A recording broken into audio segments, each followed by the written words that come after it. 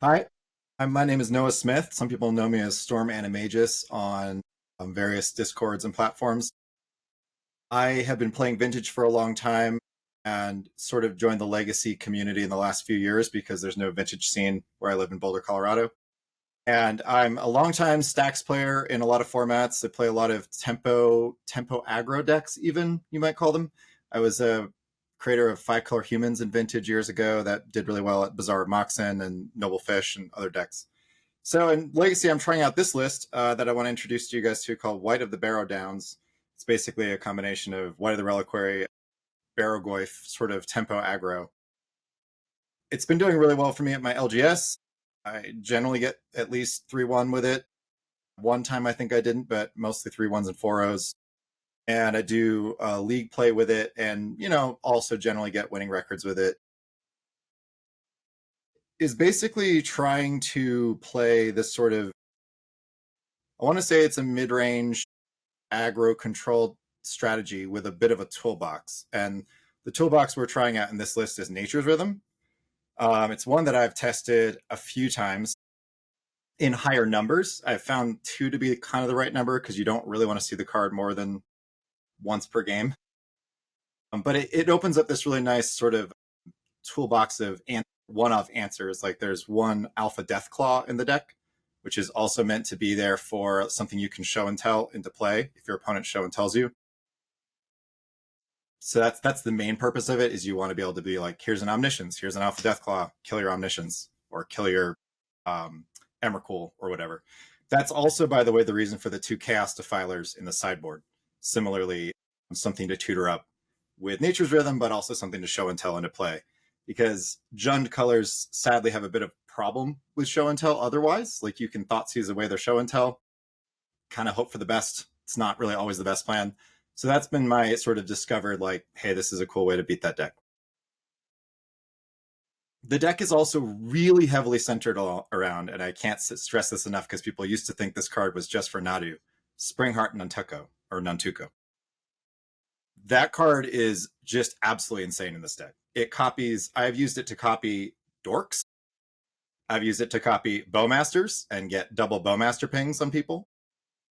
I've used it to copy Barrowgoyfs and Pyrogoyfs, which, if anyone has never seen Pyrogoyf resolved in Legacy in mono red, it's a broken card. It's very, very good. I would actually argue it's a better grindy card some of the time, and it's really good at grinding out games in this deck because you can sort of play the fair Pyrogoyf plan and copy it and find it off your Nature's Rhythms and stuff like that. The way we make Nature's Rhythm consistent in this deck is Gaia's Cradle. So this is kind of like a weird half Cradle control deck too. Like we don't run 4 Cradles, we only run 2. Part of that's I only own 2. I don't own 4 paper Cradles. But part of it's also intentional. Like 4 Cradles tends to, in my opinion, be a little too much unless you're really only going for like the natural order plan. And while I do think natural order is very strong, I I don't like the all-in sort of feeling of natural order. The fact that you have to give away material to then maybe get it countered. I consider this deck being just sort of a typical cradle control deck myself, but I like my cards to all have value, and like, especially if I'm going to play fair Magic, I don't particularly want cards to just be dead draws in my hand the way it can be in a deck like that.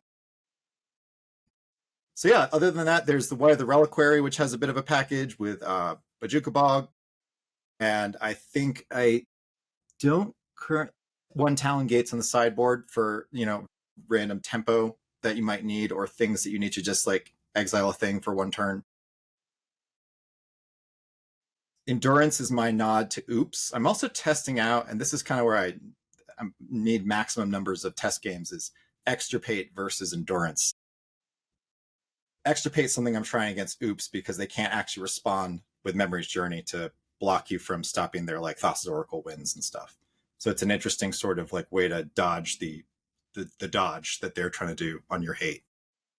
I'm kind of conceding some points to Oops because I'm not on Leyline of the Void, but I wouldn't say I'm trying to dodge it in leagues, but I just don't want to respect the deck that generously because the deck jukes into all sorts of different side plans anyway. So I'd rather just run strong cards like Endurance personally. I know that sometimes endurance isn't enough. Collector Oof is sort of a nod to the Charbelcher plan. And then Collector Oof is also a card I want to test out maybe in higher numbers in this deck, because I have played a few games against now the Grim Monolith lists, and it can get kind of gnarly if you don't have, an early Force of Vigor or Collector Oof for a way to interact with them. My other big question mark for this list is how it's going to play against Dimir Reanimator and Dimir Tempo. I have some test games against those matchups. I kind of just want against Dimir Tempo to just keep jamming. Like, you just want to overwhelm their removal. And I know that sounds like it's a losing battle, but I think this deck can present tough threats fast enough and consistently enough to the point where sometimes you just attrition them out. When you face blue control, it can get tough. And I think Phil would probably have a lot of opinions on this, but blue control can be a really a tough matchup. I actually lost to it the other day in a grindy 3 games because I just couldn't have enough threats for all the answers. And just basically, I just ran out. Barrogoyf is the glue that binds this deck together. I think this is one of the coolest Barrogoyf decks out there. I know people love the card Barrogoyf as like a juke, and they also do it in like certain Dark Ritual lists. I actually think it's stronger here because it hits on the mill way more consistently in this deck than it does in other decks. And you're hitting like banger cards, like cards that are like either tutor targets, like a Ramunap Excavator or a Pyrogoyf, or you're just hitting extra copies of like Scythecat Cub, Bowmaster. It's just very strong. To me, it's the whole reason to play the deck. It's your Dark Confidant that also beats down. It has an amazing interaction with LQR, Legolas's quick reflexes. So I highly recommend that if you guys pile the deck, that you take like full advantage of LQR, because I have blown people out with that card many times where I attack with a Barrogoyf, LQR it, kill a thing with Death Touch, gain life twice. Win damage races very, very hard that way. It's also obviously with Way of the Reliquary. Anyway, I've gone over my time. You said about 5 minutes, I believe, so I apologize. But yeah, that's the deck. It's a really fun deck. It really just sort of poses a lot of questions for your opponents without being like a hard combo deck. It's a pretty aggressive deck. All right, so yeah, you heard it from Noah. Here is the deck. It's a fair green and black deck with a splash of red and a lot of utility, a lot of ways to stop combo decks with Thoughtseize, some fun shenanigans with Nature's Rhythm. Yeah, let's put it through the paces and see what we can do. All right. This episode of Eternal Durdles is sponsored by Cardmill, the first automated scanner and sorter built specifically for trading card game players. With its intentionally compact design, Cardmill uses AI-powered recognition to identify each card and sync inventory with real-time pricing, batching up to 300 cards at a time by name, set, color, or type. Collection data is securely stored in the Cardmill network, giving players full access to their cards through an easy-to-use web portal. Cardmill supports Magic the Gathering, Pokemon, Yu-Gi-Oh!, Flesh and Blood, Disney Lorcana, Star Wars Unlimited, and many more to come. Created by software engineer and longtime Magic the Gathering player Jonathan Dumanis, Cardmill launches on July 22nd on Kickstarter with early bird pricing starting at $350. Backers receive lifetime access to all software updates and new features. Go to cardmill.com to learn more and reserve your path to the future of card sorting. What up, everybody? It's Force of Phil here up on the track, and today we have another donation deck list. All right, hell yeah. All right, so this one is called Whites in the Barrow Downs by Noah, and it is certainly off of the beaten path of what is typically in my range. So let's talk about this deck list a little bit. We got 22 lands. We're in Jund, loosely Jund. It's primarily a green-black deck that is splashing red, and we'll talk about why in the red splash we aren't playing Pyroblast type effects, and it's typically because a lot of the stuff that we're going to be worried about in the format currently is not necessarily blue. We will talk a little bit about Murktide Regent, which we might face this league, but for the most part, the stuff that we care about is not directly blue when it comes to what we would want for the sideboard. But let's get into this. So this is the type of deck. It's a Green Sun Zenith package using Nature's Rhythm, which I had to read before getting into this space because like I had not known what this card was, but like this is another one of those long lines in the like letting commander players like pick up their deck and put something into play for green X instead of using Green Sun Zenith. We're using Nature's Rhythm. Now, what this means is Nature's Rhythm allows you to get any card, any creature out of your deck, not just green creatures. So that's the benefit, even though it costs double green. And the backside of this thing, and why it's a strict upgrade from the previous version of this card, is that it has Harmonize for 4 green plus X. And then we can tap any of our fat creatures that we got, including this Alpha Dreadmaw here, to cast it out of the graveyard. So we have some added value there. Now, you'll see that part of the Nature's Rhythm package, even though there's only 2 of them here, is still some amount of the Green Sun Zenith package. So like we'll see, like there's the Collector Oof in the main. We have the Ramanap Excavator, the Endurance. Like these are nods to what I imagine is from the old Green Sun Zenith package. But then what you also get is this Alpha Dreadclaw, which, you know, would be in the Green Sun Zenith package as well if you wanted something like that. It lets you destroy a permanent when it ETBs or when it becomes monstrous. But then it also has the incidental value of being able to get things like Pyrogorth. And Pyrogorth to just come down and like dome the opponent really hard is pretty good. And then, of course, we have I say of course, as though, of course, Springheart and Nantuko. But of course, we have Springheart and Nantuko, which is probably where I'm going to punt the most on this league, is figuring out how Bestow and Landfall works with this type of thing. When a land enters, you may pay 1 in a green if this permanent is attached to a creature you control. If you do, create a token that's a copy of that creature. If you didn't create a token this way, create a 1/1 green insect token. So it's a long-rounded way of saying, as far as I understand, Landfall, make a 1/1 green insect. Or if it's bestowed, you can pay 1 in a green every time you have a land enter the battlefield, and then you can create a copy of the creature that it is bestowed onto. This was in the modern Nadu deck and broke that format for Nadu Summer before Nadu was ousted. I imagine that this may still come up into play at some point. I don't know what modern looks like, other than that, like it's all energy decks just like killing you on turn 3. So maybe not. But Springheart and Tuco was part of one of the most egregious lack of actions taken by WotC in a while for Modern before they did the massive overhaul of that format. Our turn 1 plays typically are going to consist of going Birds of Paradise or Ignoble Hierarch. That way we can go something on turn 3. Typically that will either be a Nature's Claim, a White of the Reliquary, or Scythecat Club plus land. Like we've seen in a previous donation decklist video where like being able to go Scythecat Club on 2+ land drop to start getting that churning is really powerful. And then we have my sworn mortal enemy, Orcish Bowmasters. It's not mortal. It's not alive. It's an objectively not tangible item online.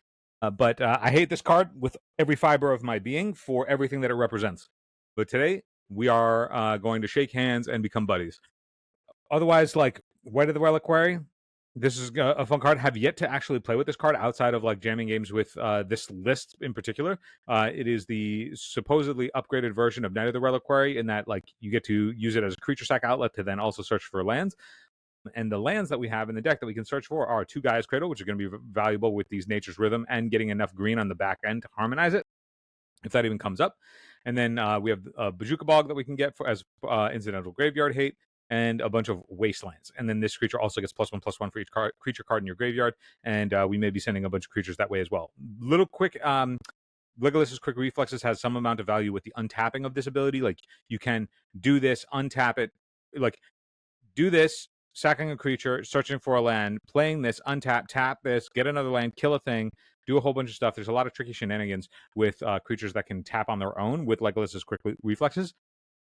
And that can also come into play with something like Ignoble Hierarch attacking, getting the Exalted trigger, untapping this thing, and then tapping it again for mana to like shoot down an X1. And that sort of thing is a possibility as well. That used to come up when this card was first spoiled in a bunch of different Elves style lists. So in the sideboard, we have Chaos Defilers. Chaos Defilers is another thing that Nature's Rhythm can get. I imagine that this is sort of in the space similar to a Pyrogorth, similar to Dreadclaw, where it can destroy things when it goes in and out. It's pretty cool. Also, it works with Night of the Reliquary, White of the Reliquary. When you sack it, it also goes away. It's one of the most egregious designs to work around to make it so that it is 1v1 ever. When this creature enters or dies, for each opponent, choose a non-land permanent that player controls, destroy one of that chosen at random. Now, since you only have one opponent, you choose one permanent for that opponent, and then that one permanent is destroyed at random. It is an egregious violation of everything we stand for in 1v1, but here we are. it is going to be great for us in this league, I am sure. So that's it. Carpet of Flowers for all the blue decks. Extra predators away for that to hit the graveyard so they can't interact with us. 2 more endurances for the graveyard decks. Clearly, we care about that in a format where the top 2 decks are graveyard decks. We have whenever an opponent casts a non-creature spell, this creature deals damage equal to its power to that player, and then it has Undying. That's a nice little bit for decks that want to cast a lot of spells, a la Storm or anything in that space. A couple more Pyrogoyfs when we need to get aggro against Ancient Tomb decks, and then Force of Vigors to round out the suite. Let's get into it. Thank you, Noah, for the donation deck list. I'm ready to jam some games with whites in the Barrow Downs. All right, we are in for round 1 playing against Bronzadopia Malto. Hello and welcome.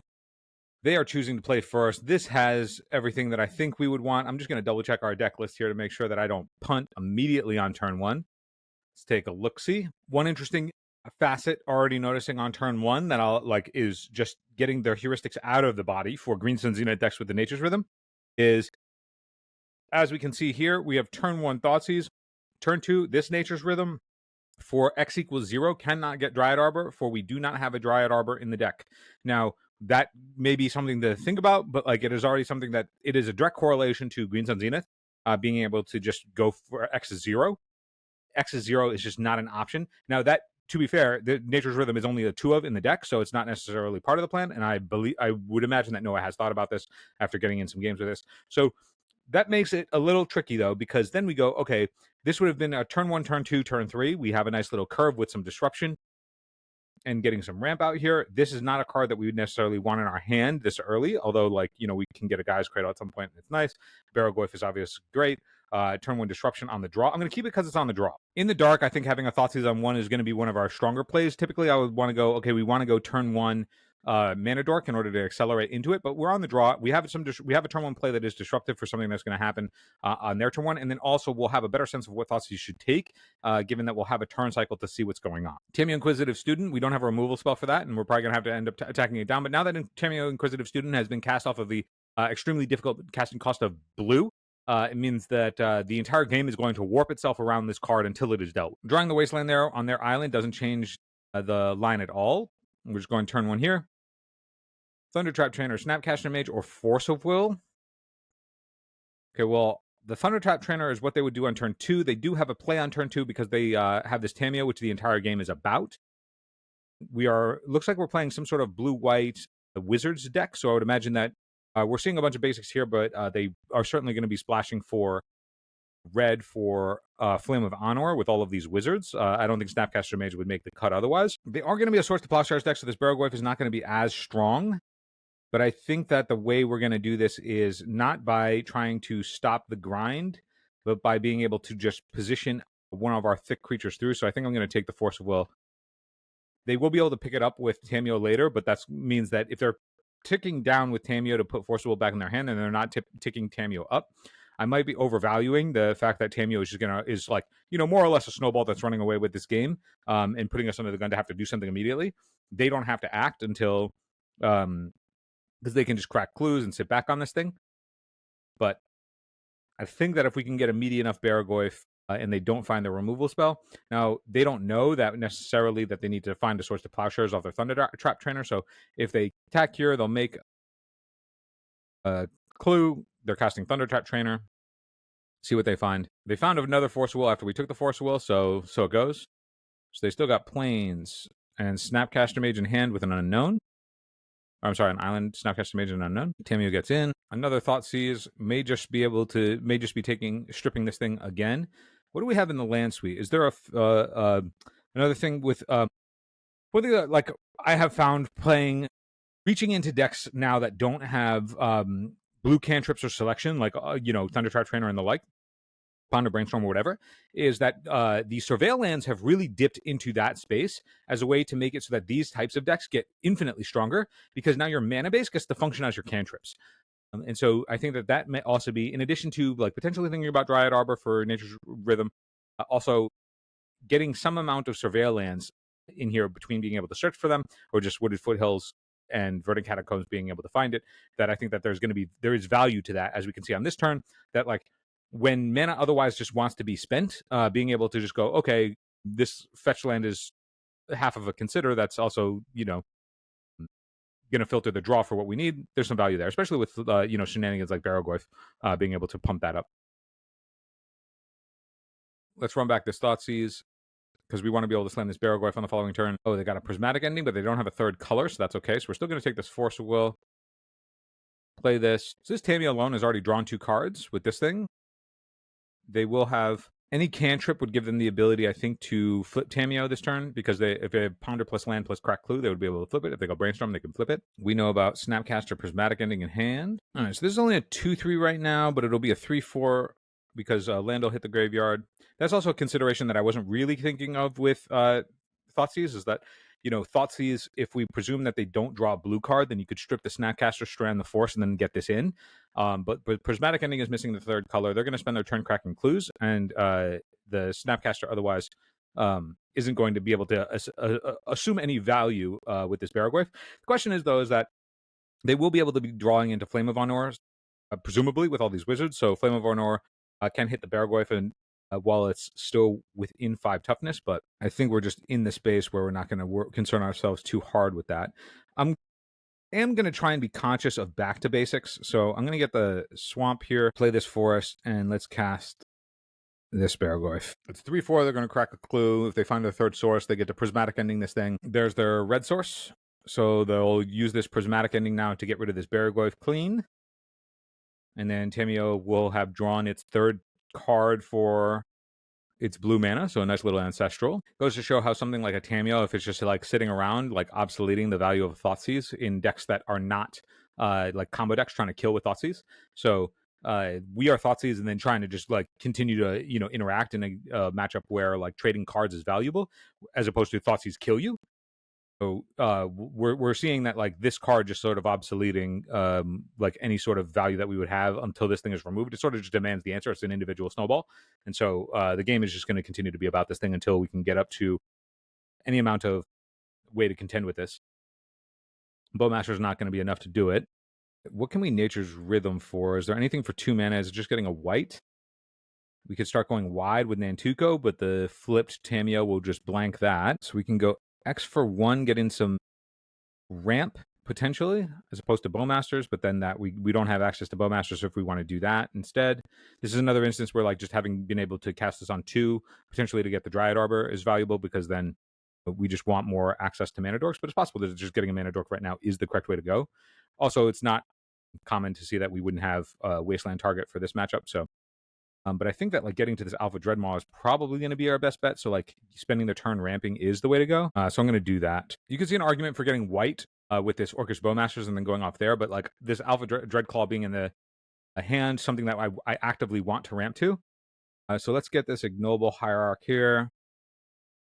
Play this fetch, pass turn. It's also possible that getting the white to then flashback with the Harmonize is really valuable. If we would need an additional green, but like that's a possibility. Now that this Tamiyo is flipping, I'm happy with the choice that we made. We can, potentially try and engage with this as it like ticks up, and then flashing the Bowmasters and just play this jockeying game again. The entire game is just revolving around this single blue spell. This Dreadmaw is going to have to tag it. This Bowmaster is going to try and tag it in positions that are awkward. It will have drawn its 4th card this game. If they want to flip it, they can do that now. And it looks like they do. So draw 4 cards, flip into a Planeswalker for blue mana. Pretty good. Prismatic Ending spent on a Mana Dork. Okay. So there's a world now where I am rather interested in... I mean, if they fire off a cantrip, obviously this Bowmasters is our only play. We have a protected Bowmasters if it sticks. Yeah, I mean, Teferi's going to sort of force the hand. Consider the hand forced. Man, just like all of the cards in the world that I just like hate about Legacy right now. Teferi, Orcish Bowmasters, Tamiyo, everything. All the worst stuff.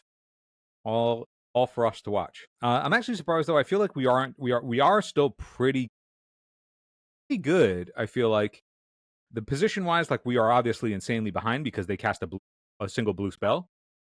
But like the fact that we can go over the top with this Dreadclaw makes me think that we're not entirely out of it. We have to remove this Teferi in order for this Quick Reflexes to have any text. As you can see, this is an instant, so it does not have text. But we can do a thing where we can cast this, give this thing to attack and deal some damage and whatever, but it's not very good. If it ain't blocking a removal spell, it ain't very good. So ironically, a land is our best draw. Very good. Let's get this other forest. I'll use this to get a red source in case we draw the Pyroglyph. If they drew the third forest, we'll pack it up, but they did not. So, let's see. Do we go after the Teferi? Because the Teferi can get value on this Thunder Trap Trainer, which would be annoying, but they have all of this value. And I do think that Tamiyo, while Bowmasters is sitting on the table, is not going to be able to ultimate, but it can return any of this stuff and then just remove it. So let's just get rid of the Tamiyo here. And then if we draw another land, which would be great, we'll be able to monstrous this and then destroy the other guy. As we can see against these sort of matchups, like just having something huge that can go over the top is really valuable. Typically, like this would be something that is like hidden by the natural order or the Green Sun Zenith, but just having it naturally is pretty solid. All right, so they pondered, and I think we want to just clip the Teferi. Yeah, let's just clip the Teferi a bit. I think that like the highest value play for them is just to pick up the Thunder Trap Trainer and recast it, so they can just draw 2 cards with an Impulse. But they're just going to Swords to Plowshares our guy. They got it. So our best draw now is probably last turn. If I still had it, I mean, we can go Nature's Rhythm. Cast this card from your graveyard for its harmonized cost. You may tap a creature you control to reduce it by that amount of mana. You do have this 2/2, so for 4 mana. With 4 green, we can get a 4-drop. That'll be our way of staying in this game a little bit. The Pyroglyph, I believe, can go after any target. Pyroglyph to any target, and that'll be a way to deal with this Teferi. So that way this Legolas Quick Reflexes will have some text. White is also forkin' sweet. All right, so this white has a number of creature cards in our graveyard. We have no creatures in our graveyard right now. That could change if we wanted to do some shenanigans here, but I don't think we do. Quick Reflexes can kill the trainer, but it's probably better protecting the white if we just get rid of this Teferi by getting this Pyroglyph. So let's do that. So X is currently 4. Done. Let's get this Pyroglyph. So Nature's Rhythm, if you aren't playing against a Wasteland deck and have access to being able to just do this sort of stuff, that's pretty good. Orcish Bowmasters is a possibility as another option. A Baraglyph is a possibility. It just gets bounced. I do think that it's just Pyroglyph. And I'm going to go after Tamiyo. A wee bit of a change here, but the Thunder Trap is going to be able to get checked by this Quick Reflexes as a removal spell. So unless the Teferi wants to start cashing in this for cards, we're in a pretty interesting position. Like, unless they're playing some sort of Wrath effect, like the Bowmasters is a soft lock. If they draw any of the Brainstorms, they also don't want to crack their clues into it. And now this Teferi is holding down the fort on this Legolas Quick Reflexes. But as you're seeing, it's like the way to beat this sort of like deck that is just going to out card quality is to just go bigger, go over the top of them. So we're seeing that like the real incidences that are powerful have been just the stuff that's going huge. And this deck is sort of relatively flush with all that. This is kind of hot, turning off those clues. Nice little pickup. So I think in order to get rid of this Thunder Trap Trainer, it's possible that the correct thing to do too is if they have the removal spell, we Legolas's Quick Reflexes our Orc Army. That way when it becomes tapped and deals damage, it can still deal with the trainer. I think that's just like the safest line, the safer line. So let's go after it. I'm ready to start making some haymakers on this position. It's also possible that like the correct line there was actually to cast the Collector Oof first to see if they want to tap these clues for cards. But now that they haven't, I'm just going to, this is going to attack. These guys are going after Teferi. This thing will shoot down the trainer. We're getting away with a lot of stuff. They got 4 cards in hand. They've got 2 clues on the table. Like, we knew about the Snapcaster Mage. That's totally fine. If they're going to spend this trade here, but then the Orcish Bowmaster sits on the table, I actually think it would be more valuable for them. They'll trade with the Bowmasters, swords this guy, this thing will tick down, but then that also should tap them relatively out so we can stick this to block out both clues. They won't be able to cash in on either half of it, and then the white on the follow-up as well.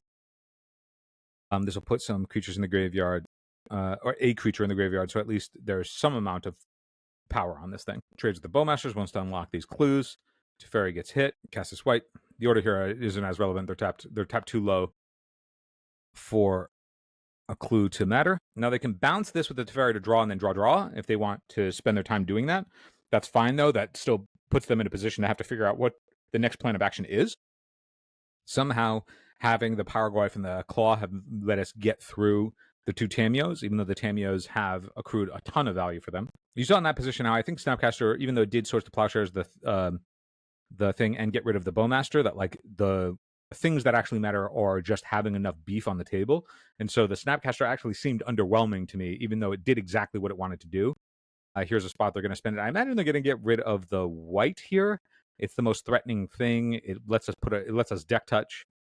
And this is also stuff like this. These smaller creatures mean that prismatic ending being a good, like, the way that I'm going to end up wanting to board is somehow to essentially, like, how can we make it so that prismatic ending is as bad of a card as possible? Playing a lot of these blue-white X control decks, I know how much of the deck just, like, really hinges on being able to have prismatic ending have text, and in the matchups where prismatic ending does not have text, you're just a way worse deck. It is really a bottleneck for them. So this is nice. We're going to bestow onto this. We're going to attack the Teferi. They will either let that go, which is good, or they will block. Either way, it's good for us. And then every land subsequently thereafter will make us some bodies. So let's cast this with bestow on our collector. Oof. Springheart. Oof. And let's get into combat. We're attacking Teferi. Again, I'm sorry if all of the talking and understanding all these ins and outs of this deck means that we're like very low on time. I'm going to try and speed up a little bit. That way we don't entirely lose, because we are still in game one. And we have a long way to go.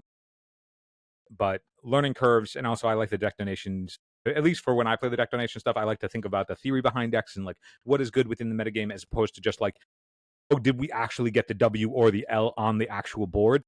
I view leagues as means to like actually test the decks and the theories and choices behind them, more so than like, did it win, did it lose?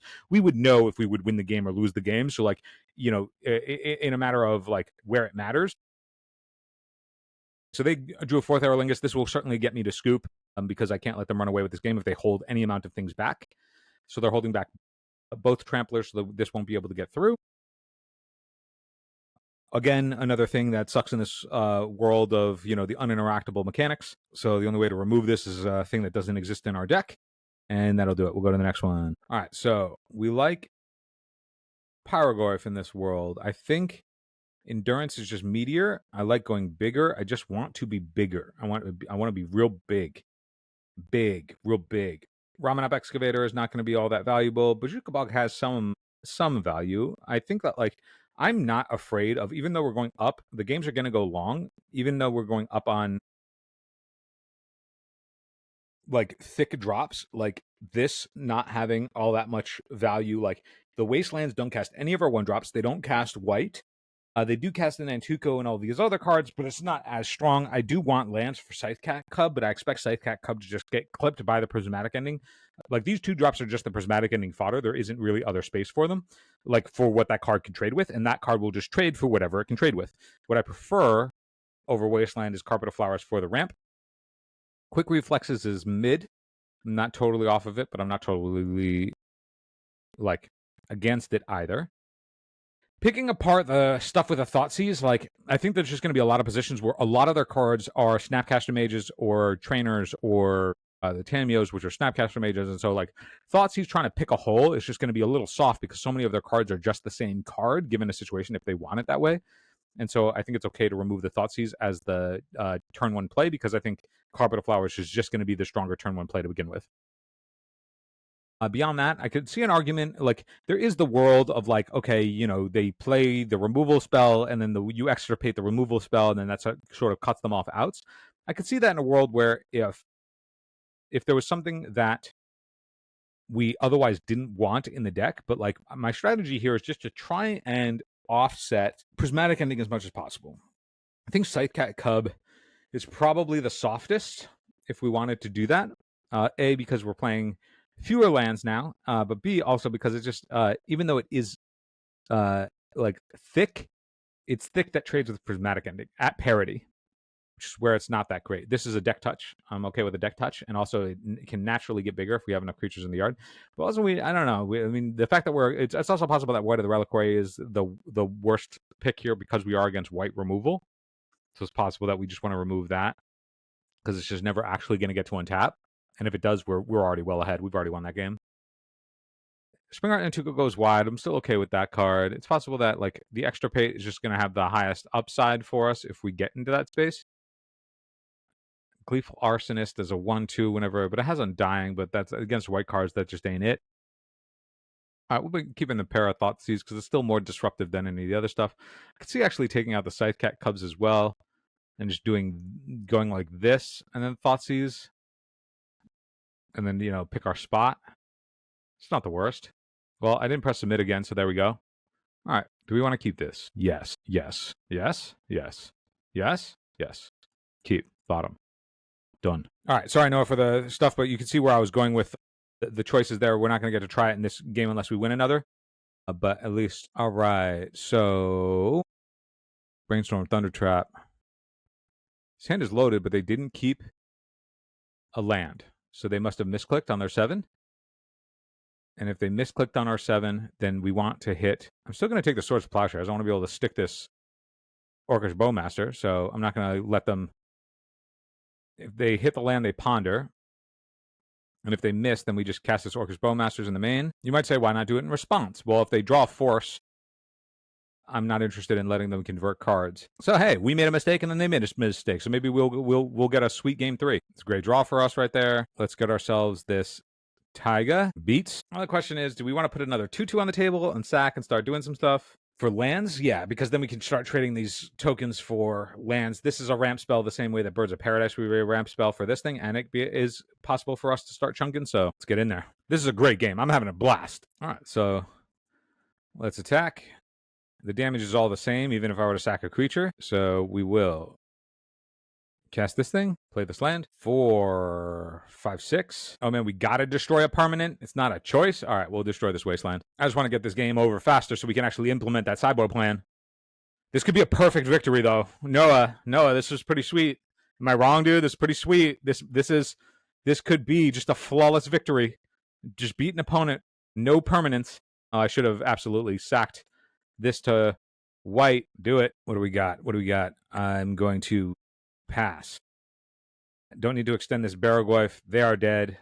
They cannot use their graveyard. Wow. Flawless victory. Attack with that Birds of Paradise. Send a message. All right, let's actually speed through what we talked about before now that we got a second game. That was so hot. So very hot. Really a fan of everything that just went down. Good thing we didn't sideboard, though, into these Carpet of Flowers because they didn't draw land. And these Carpet of Flowers would have been dead for us. Really immaculate maneuvering on our part. All right. Let's rock and roll. That was one hell of a turn of events, fam. Sometimes, you got to put into the world what you want to get back. I put in a misplay, and we got a misplay right back. This hand is obviously key. We got Mana Dorks. You got a Mana Dorks and a Mana Dork deck. You Mana Dork. Always be Mana Dorking. All right, well, we know what the game is about now. They cast a spell for a single blue mana that snowballs the game into a win, so let's see what we can do about that. What we can do about it is dork. Oh, we're dorking. What are they going to do? Catch Prismatic Ending? That would be their best play. Source to Plowshare is way better. Yep. Do this thing, draw a card. It asks so much. It asks for you to turn it sideways. So sideways. All right. Let's see. Before we decide what we want to do, let's see if they want to fight over this. Nope, that's in. That's just in. This just in. All right, we'll play that. We'll go to the second main. Trigger. Always yield. We would like to use Carpet of Flowers ability. We're going to make green. I'm going to cast this. All right, so they drew a second card with Tamiyo. Well done. They did so much effort. They had to do so much. I will block to send a message. Fairy set us back some. Flame of Honor, kill this thing, draw 2 cards, set us back entirely. Could be, most likely. Sure is. All right. Kill our thing, draw 2 cards because Tamiyo does a thing, flips over into a thing that's unbeatable. Sweet stuff. They paid a blue mana for this. They paid a whole blue mana for that. I don't know why they didn't plus. That's a mistake on their end, but that's all right. Carpet of Flowers. We would indeed like to use Carpet of Flowers ability. We will make red manas because we do this Pyroglyph. We will play this. It's interesting. Had they pumped the Tamiyo as they should have, then it would not be dying to this Pyroglyph. Turns out. Pretty good for us, I'd say. A Ponder, valuable. Gotta hit your land drops. Gotta hit them.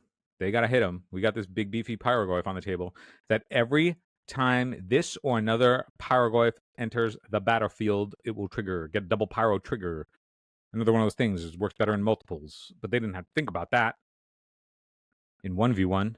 This wasn't designed for 1v1. It's a Commander product. All right. What do we got here? Thoughtseize. All right, so what are we going to do? Yeah, we'll use Carpet of Flowers ability. I think we're going to make black because this Barrel Gorg's coming down this turn, so let's do that. Let's do this. We'll Thoughtseize here, strip any of their interaction that they may or may not be holding on to. Magus of the Moon, Force of Will, Flame of Anu. Okay, well, they don't have the Wizard at the moment, and they're shy on mana, so that would be a bit much. They can snap Swords. So that's interesting. 2 Magus of the Moon, we can play around that. We have Carpet and this Verdant Catacombs to get ourselves a forest, so I'm not too worried about that. Teferi, I'm also not too worried about in that we are ahead on board right now. Flame of Anor is a removal spell, but I think Snapcaster is the more efficient removal spell that turns on the Flame of Anor, so it's possible that we actually just take the Snapcaster, jam this Barrelgoyf. They're going to be compelled to force pitch, and that's going to be good for us to follow up with this with a little bit more action. So let's take the Snapcaster. All right. They have to fight over this because we just took their answer. I'd be very surprised if they don't force will this, if they think they just want to go and play the Teferi bounce game. Teferi bounce is good against a singular threat, but it's bad against multiple threats. And they don't have enough mana because they're a bit clunky. So yeah, they're going to pitch, but now it matters. What did they pitch? They pitched Flame of Anor to it, so they are keeping the Teferi to check this Pyrogoyf. So this Pyrogoyf is going to get in. I'm going to fetch here, get ourselves a forest, play around those Magus of the Mines. Magus of the Moonskis, black, green, cast this 2/2. Now it's 3/3. Oh, it's a 4/4 because we got a Barrelgoyf that was just Force of Will. Very nice. Very nice. Magus of the Moon shuts things off. That's okay. We can also search for more lands if we need to. This thing also is not very good against 8 power on the table. Carpet of Flowers is also good and give us enough mana so we can cast this Nature's Rhythm. Yes. Green mana would be lovely. Thank you. Let's play Nature's Rhythm for 2. Sounds good. Casting spells. Just always be casting spells. We are always casting our spells. Mana value 3 or less. I think the answer is it's got to be probably Bowmaster to shut some stuff down, right? The way back into this is just Bowmaster. I think so. I think Bowmaster is just the best option here, potentially. Maybe in Endurance for just more thickness. That way Snapcaster's off. Yeah, that's hot. I think I'm interested in that. I don't want to let them get any value out of a Snapcaster mage. We're doing it. We are doing it. We're doing it, man. We're doing it with this deck. We're doing it. Somehow we're doing it. We've isolated some issues, some interesting conceits. I think that it'd be interesting to maybe move away from like the smaller stuff. Like, I mean, white is cool, but because it's a thick beater, but like the combination of things like I found playing that Scythecat Cub, like Scythecat Cub, I feel like really wants to be in like an exploration deck. Like it does not want to be in like play one land per thing, you know, like this is cute, but requires another body and a bunch of other stuff. And like it just requires so many resources. And we're in a Thoughtseize world, you know. So we got a block here. Pretty good. There is the possibility that I'm just realizing last time that I could have sacrificed, like when they Flame of Unord, I should have sacked that creature and gotten a land. Absolutely. That's just a punt on my part. I should have absolutely gotten, literally anything and, put in a land. There's just value that was leaked there as I was talking through other stuff about like, where the deck should go, or I think it should go. I think that like Scythecat Cub wants to be in like, do you remember like the old like mana bond type decks like that just dump that can dump their hand. I think like you go Scythecat Cub, dump your hand, it's a bajillion, and then like that's just the game, right? It works with all this stuff. It's just like that sort of pivot space, more so than the decks that I've seen it as just sort of like this like utility creature that can get big and like that Tarmogoyf spot, like that to me just ain't it for what it's asking for. I like any of the things where it like wants all of these like heavy synergy type pieces. It's just like, I mean, black is the most played color in this format. Like Thoughtseize and all that stuff is everywhere. We're in a combo Thoughtseize world. And as long as Thoughtseize is going to be, played in the highest percentage decks, you just can't play synergy. Like there's just that you have to play individual raw power. And so like this, there's some amount of it. It's 2 mana 5/5 with vigilance that has maybe some utility. Okay, like that's what the deck is for. I can see that. Barrelgoyf is a draw engine in itself. Obviously, it's great. Pyrogoyf, obviously, ETB, it's great. But like Scythecat Cubs, it needs some amount of infrastructure in order for it to pay off being this thick fatty, because until it's a thick fatty that's checking their life total, they just don't have to care about it. And then it dies to all the removal spells that matter in this format, because it'll die to Fatal Push, it'll die to all the white spells. It's not like we aren't in a bolt format. So like getting it, to be a 4/4 isn't huge. Like even this deck is playing Flame of Lenore. Like you have to get three land drops before Scythecat Cub is out of that range. Like I think you want to just be in, sort of a turbo, landfall deck to really maximize that card. So I could see it being a thing that just, sort of drops to be able to like elevate what the target of this deck is trying to do. Now, maybe that's what it is trying to do. If you're trying to do like, the aristocratian style stuff with this sort of thing, like, I mean, as you can see, like the synergy so far hasn't really been the thing that matters. It's been like individual raw power level that has mattered. And that's just the format that I feel like where Legacy is at. The format is too fast to spend any type of thing that isn't exactly mana or individual raw power. So we've got Teferi to bounce this, and then die, fourth for some bodies. So any removal spell here wins the game for us. Extra paid ain't it, but still cool. We're going to say yes. We're going to say green. Got to get through. Like, it's nice that this is, like, the vigilance on this can be, is fine. Like, it can be cool.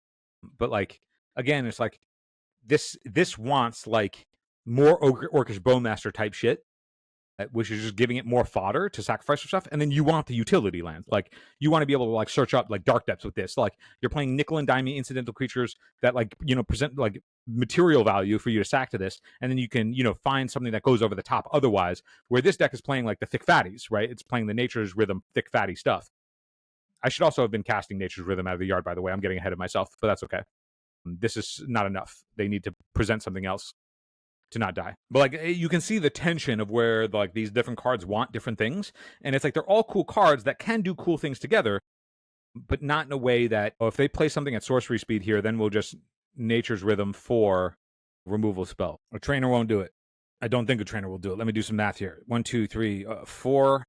Oh, they just have a prismatic ending. Okay, so we'll still be able to put 2 bodies into play, I think. No, we won't, because this requires quadruple green. So we will get 2 green, 3, and then we won't have enough. So if we draw a green source, that'll play. Oh, no, they have 3 islands. Never mind. This is exactly enough to put 2 threats into play. So we'll just do this, get Harmonize Natural's Rhythm for literally another body, and we'll start doing some checks. But I think that this match, regardless of what the outcome here is we found, at least I think, the crux of where the tension points in the deck are. Yes. Green. Play Endurance. Target them. I would like to cast this. Tap this. Done. Green. Green. Green. Green. Green. Access 4. Done. Force of Will. Okay, they're down to 1. Gotta find a removal spell. They got a clue. They got some draws. But now, because we have this Nantuko, every land is a game changer for us. Every land puts a lethal threat on the table. Yes, sure would. Let's get some black manas. Probably should use the extirpate there, but so it goes. I'm actually going to cast the Spring Heart. I think the threat of the body is more valuable here because they're down to 1 life. And if we can swing out, and that's great. This Magus of the Moon might actually ultimately hurt them a bit more than it hurts us, because they have cut themselves off of any multiple blue or white sources. I mean, they did it so they could get the Flame of Honor, extra trigger plus a body. Like, we get it. They're in dire straits, but okay. They have Snapcaster Mage. They have Snapcaster Mage for blue-white, so they don't have... So it's just another block, but we'll take that block. Here they will cast this. They will strand their... They'll trade here, take over... This will knock out the Nantuko. They'll block with the Snapcaster Mage on this guy. We'll play this Birds of Paradise in the event that we draw another Springheart Nantuko and fly over. They can cash in the Teferi and bounce. We can be in this holding pattern to try and time this out. And if that's the case, that's the case. I think that, like, the inevitability here, if I, had not punted and missed the, the turn, like, 3 turns ago or whatever it was, 4 turns ago, where I could have cast the Nature's Rhythm out of the yard. There have obviously been some punts as we're talking about this, but hopefully it's still been engaging. I feel like we're making some strides in, obviously, like, we can optimize play, and that would, like, change maybe some of the outcome of, like, where we're currently sitting in this position. But in terms of figuring out, like, what the deck needs, what the deck wants in order to improve itself, I think that we found some of it. I don't want to make any updates right now. Yep, the expected blocks. Pass through the turn. That's all right. It's all going to be okay, fam. It's all going to be okay. Cash in the Teferi. It's all going to be all right. We draw Power Growth, the game ends. We draw Nature's Rhythm, the game ends. What's nice to know is that, like, we would lose on clock. If we were playing this game in paper at any point, it's like, yeah. We're thinking through these things. I'm not conversing them with you. Big fourth. All right, cool. So they get this on a big fourth. I think we win that game if we have the Nature's Rhythm on the front side, on the back side. I'm not going to concede yet because we do have a top deck Paraguay for Nature's Rhythm that does get there, so I'll take that. I also think that they should swing out. Like, there's no reason to not put us on a 2-turn clock here. Swinging for that is, it would be not enough to kill us on the backswing. Like, if they were, Verdant Catacomb ain't it. All right. So I think we get there with tighter play, but I think that that was still a really valuable match in that we found some of where we can improve this. So Scythecat Cub and White want different things. This thing wants creatures, and using a 2-mana spell that needs both material and to get through Summoning Sickness in order to be an enabler for Scythecat Cub, which is also a 2-mana spell that needs to attack. It's like we are living in a world where we're thinking games are going to go until turn 5, turn 6. That ain't it. If we go into Reanimator, they put in attractions into play. This game's this is done. It's done. So Springheart and Tuco, awesome for Night of the Reliquary, right? This thing with lands making a bunch of material bodies that this thing can then sack to find more lands, and so it's just essentially this thing produces, these together just make it so that every land produces a crop rotation, right? That's pretty sweet. Springheart and Tuco is another thing of what Cub wants, but this thing is actually providing for the white, where the Scythe is not providing for the white. But the white wants to provide for the Scythe. And so it's okay, well, who are we providing for, right? And Springheart and Tuco may be a playable card on its own, but it really still means that White of the Reliquary is the star. And if White of the Reliquary is the star, then we should, but neither of these cards are supplying Springheart and Tuco, but Springheart and Tuco is the 4 of. Well, if Springheart and Tuco is the 4 of, then it should be the star of this threesome, right? But it is not the star of this threesome. The star of this threesome wants to be White of the Reliquary, given that two of these lovers want to be on the white side. And then Scythecat is just, cucked over in the corner, and I'm getting fulfilled. It's not getting off in this deck, you know what I mean? Finding the right high-end cards for legacy, vintage, pre-modern, or old-school Magic can be challenging. That's where friends 3-for-1 trading come in. 3-for-1 Trading is one of Europe's top Magic the Gathering retailers with an incredible selection of premium singles, sealed product, and even full sets, all available with free, fast, and secure worldwide shipping. They add fresh inventory every Wednesday with weekly deals and discounts. So whether you're hunting for that elusive piece of power, a legacy staple, or something spicy for your collection, they've got you covered. First high-end orders over $500 or 500 euros, use the code EDFREE to get free worldwide shipping. Check them out now at the number 3, the number 4, the number 1.gg/ED. That link takes you right to the shop and helps support the channel. Huge thanks to 3-for-1 Trading for supporting the legacy community. Now back to the show. All right, they won the play, so we're going to get to see what we go for on the draw here. Ew. I don't love this opener with 5 lands, no early action. We can do better, and they're mulliganing to 6 anyhow, so we're going to mulligan as well. I like this a lot better. In fact, we can put a Bird of Paradise in the yard, or back in the deck, and still feel pretty good about this hand. The real question is do I want to... We're going to keep... I'm going to put a mulligan to 5. We're going to put back a bird. So I think the way we want to start this out is Ignoble Hierarch into Thoughtseize with Orcish Bowmasters, which I think could be a blowout against a deck that is already mulliganing to 5. But mulligan to 5, man. I think because my opponent mulliganed to 5, and for almost no other reason, the smart thing to do is to cast Thoughtseize, right? Make their hand markedly worse. Okay, they got a Veil off. Good for them. Trading 1 for 1. All right, we got something fun. 4 colors currently being represented. I think this is the situation where we hit the Underground Sea. And then cast Hierarch and pass. Opal.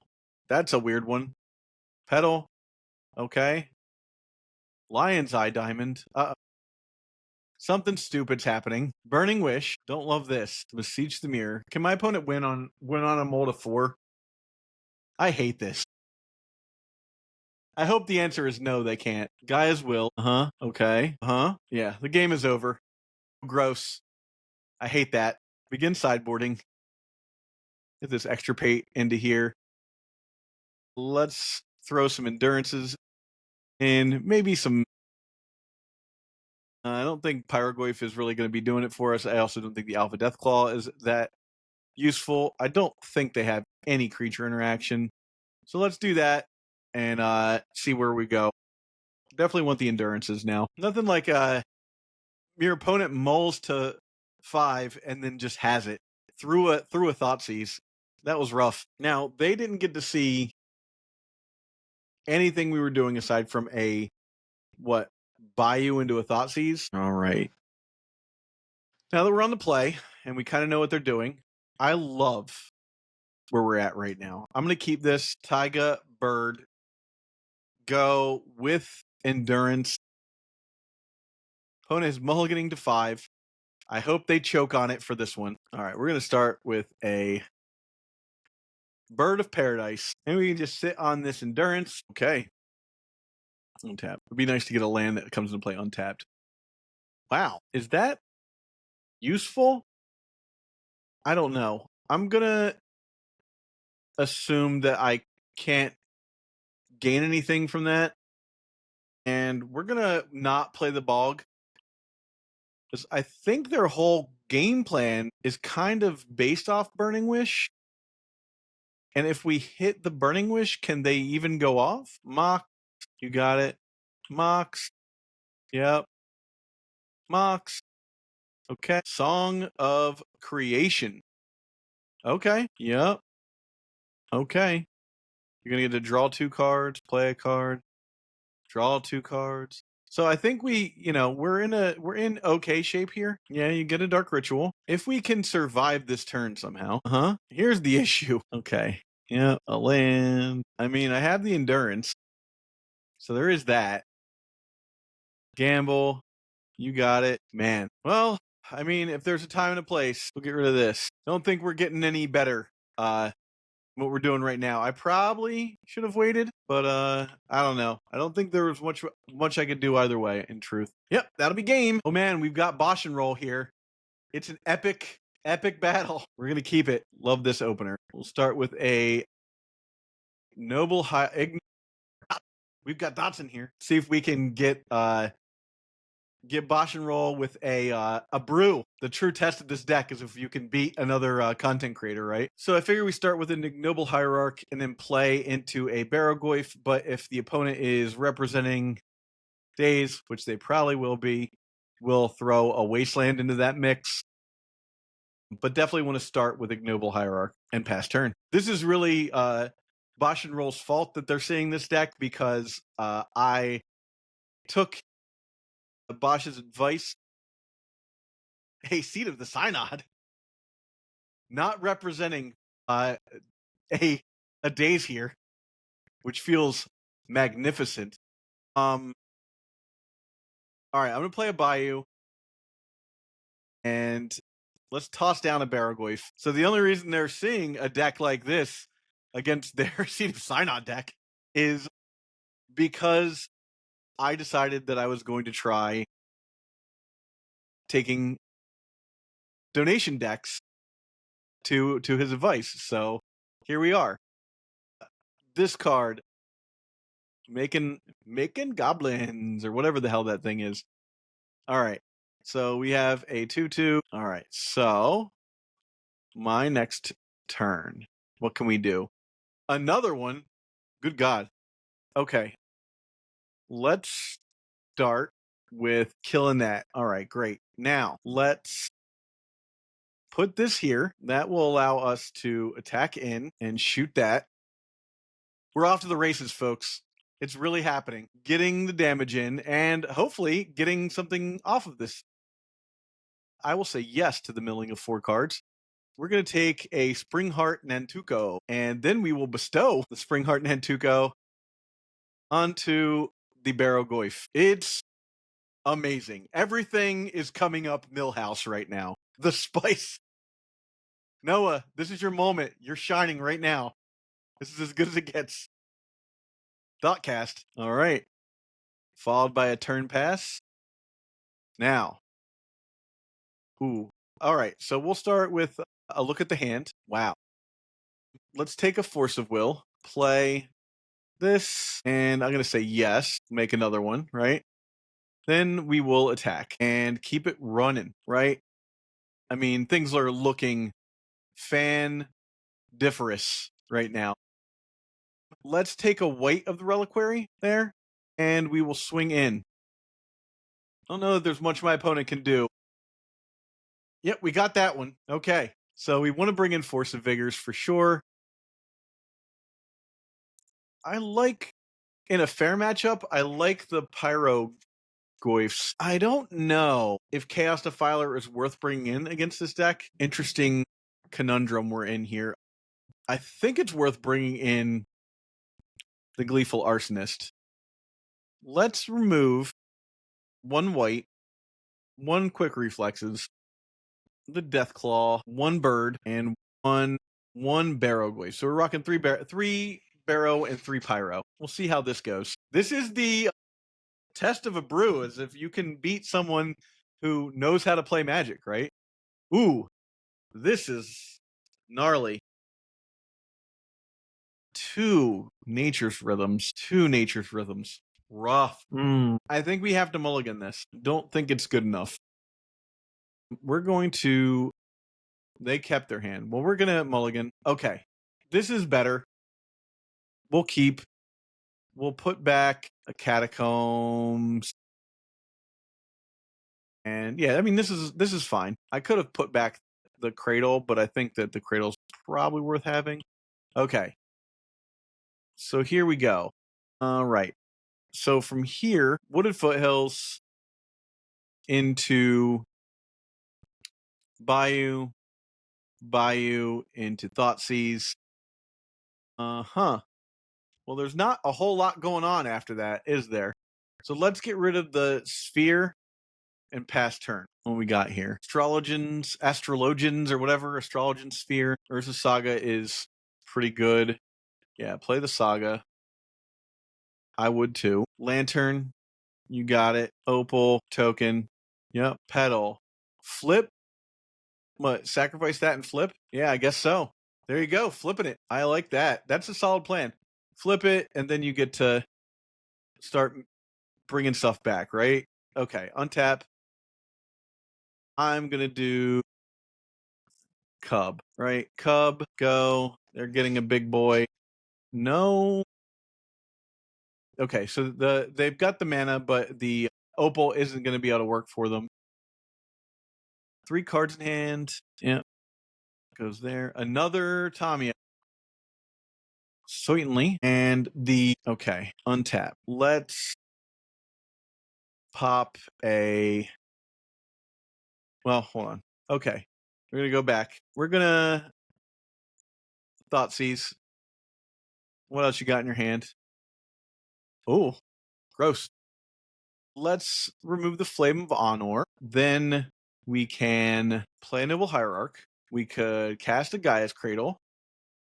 Make your boy big, right? Attack Tamio. Ping for 3, right? Okay, so then we got a Bird of Paradise.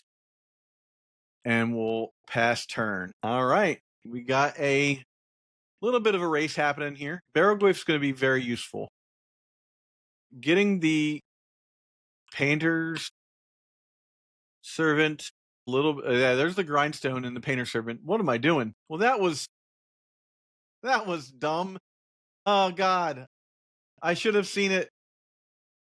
Okay. Little dumb on my end. Yeah, there we go. Little dumb on my end. Okay. Begin sideboarding.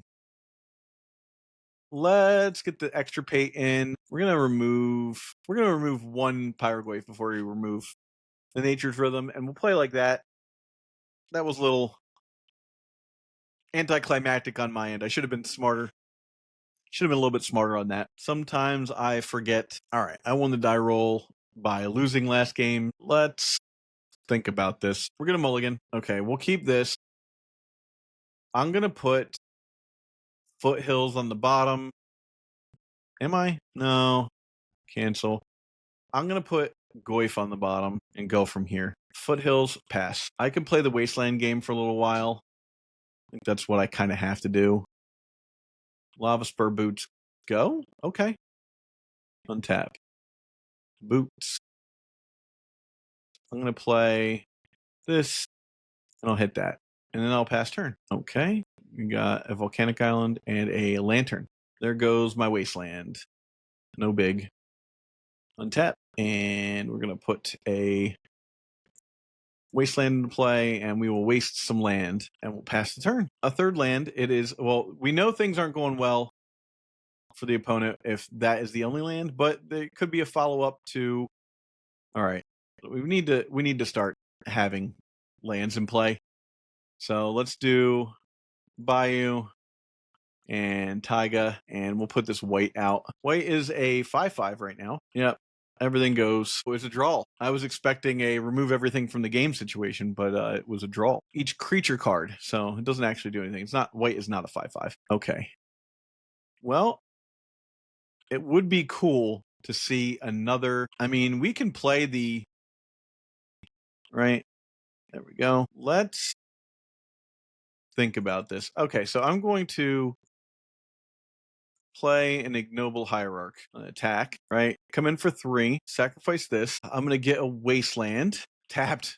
It's tapped. What is that nonsense? All right. Well, you can't win them all on the tapped game, right? You get a land. You'll get a lotus petal. All right. Well, I think that's still the right move. Now they get a guy, of course. So now I can take out the ancient tomb here, which would be pretty great. Or if I draw land, I just get to smash stuff, right? Okay, you're going to get back a bauble. Yeah. Bauble's pretty good. We have a build your own Library of Alexandria happening. All right, untap. Draw a card. Bog. Bog is hot. Okay, well, we'll play the bog. We will drop that in. Let's think about things here. We cast with Bestow. I've been definitely doing this stuff out of order. Stupid, stupid, stupid. Really need to think out my hand here a little bit better. Yeah, there's a force will. Okay, well, I didn't get punished for being a moron. So there is that. Yeah, I have to attack. I don't care about the damage. It makes no difference to me. My damage, as it were. That's going to allow them to get something in good shape if I can just keep my opponent off lands, right? Thought. Nice. Another thought cast.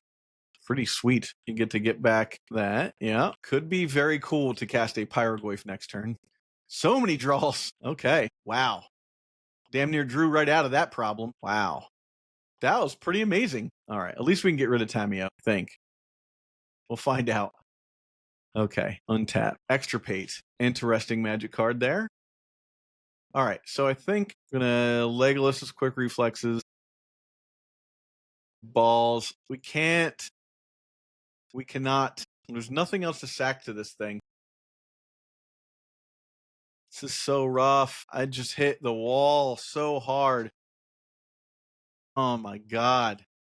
How did that happen? I'm going to pass attack. Man, that was so brutal. Yep. Damn.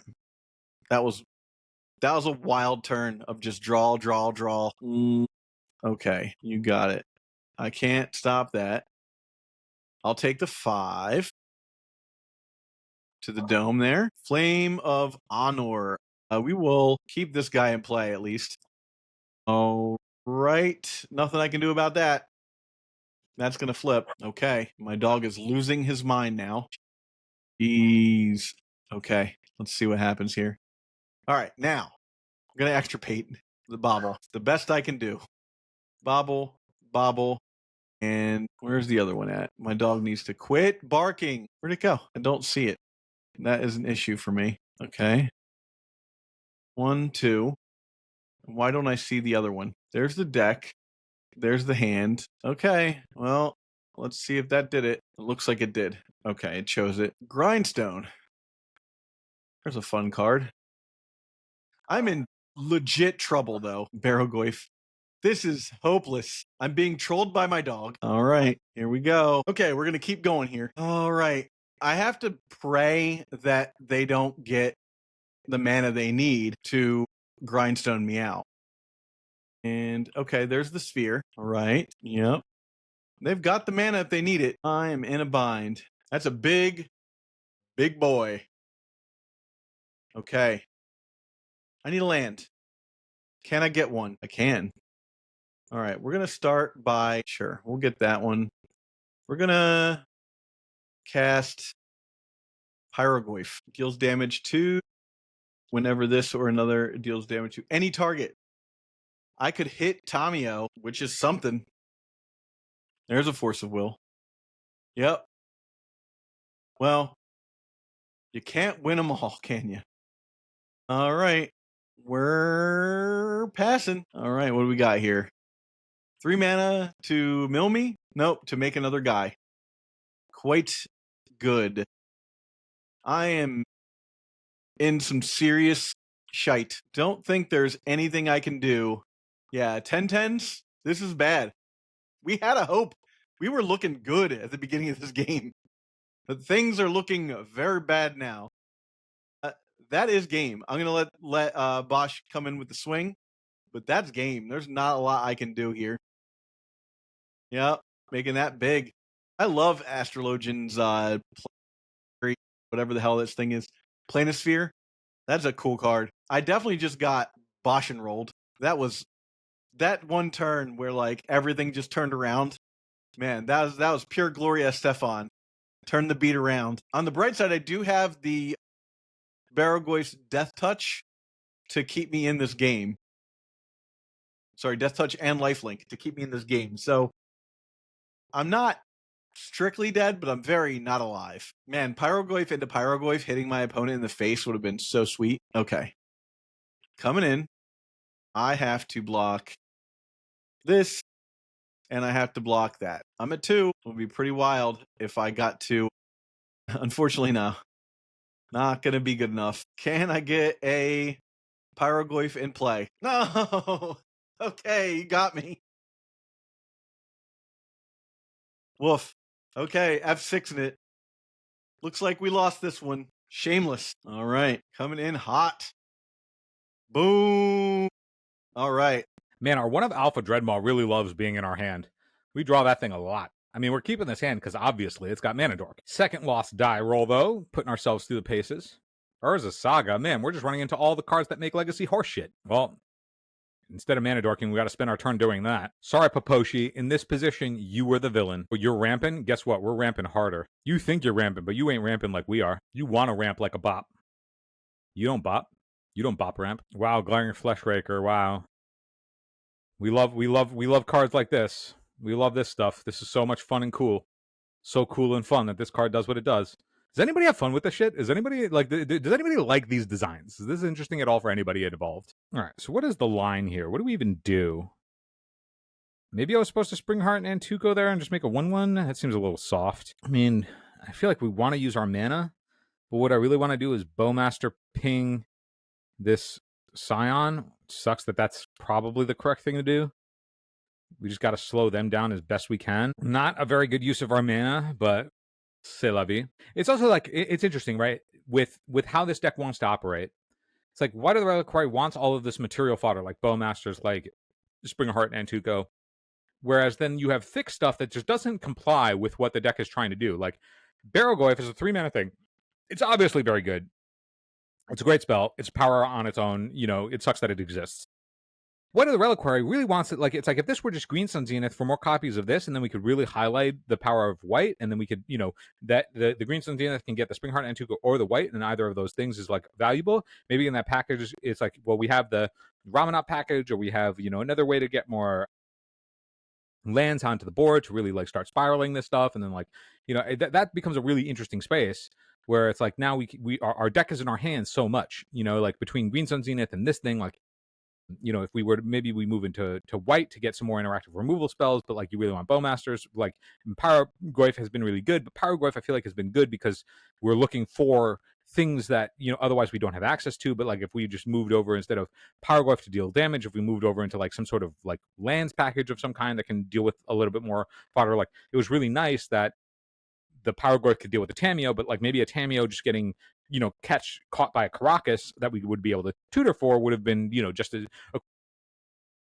pretty sweet that this deck has just like, you know, this is what it's done on its turn 4 through a Wasteland. I don't know what we do here that lets us survive, so it might be just saving some time. I mean, it might just save some time to clean this up. Like they just did a thing that was, you know, up the Modern Horizons precon for this type of deck that's like extremely uninteresting and uninteractive for anything meaningful. Like, does anybody have fun? Like, is anybody having fun? Like, like these are a thing, and this deck does what it does. Like, and it's, you know, who cares that we're here? Who cares that I'm sitting across the table from them? Does it matter? It just doesn't matter. All right, so Force of Vigor coming in. Cast of Hour is probably good. Let's see what we don't need. We don't need this Quick Reflexes. They're not trying to interact at all. They're trying to just Goldfish, and it doesn't care that we're here. Collect Roof is obviously a banger. Not really, though. Like, the Eldrazi stuff just makes it so that, like, this is fine. I mean, we're obviously keeping it. It's, like, fine. I guess Paragoyf against the Ancient Tomb part of the deck is interesting. Baragoyf, I feel like, is not interesting in this form, in this thing. Just infinite blockers, never getting through. Endurance is not really all that interesting. I think just like more stuff to blow up permanents is more interesting. Otherwise, we're just trying to ramp, clock. Yeah, I think that's it. Maybe whenever opponent casts a non-creature spell, like possible, deals damage equal to its power to that player. So it just deals 1. Every time they cast something, it just deals 1. Is there a way to pump it? I guess Scythecat Cub is the answer for that. Scythecat Cub onto a Gleeful Arsonist. But that just lets them do their thing. They still just get to do things. And like the Undying part, like maybe we sack it. It's just really cute. It's a lot of mana. Like 5 mana, they've surpassed that.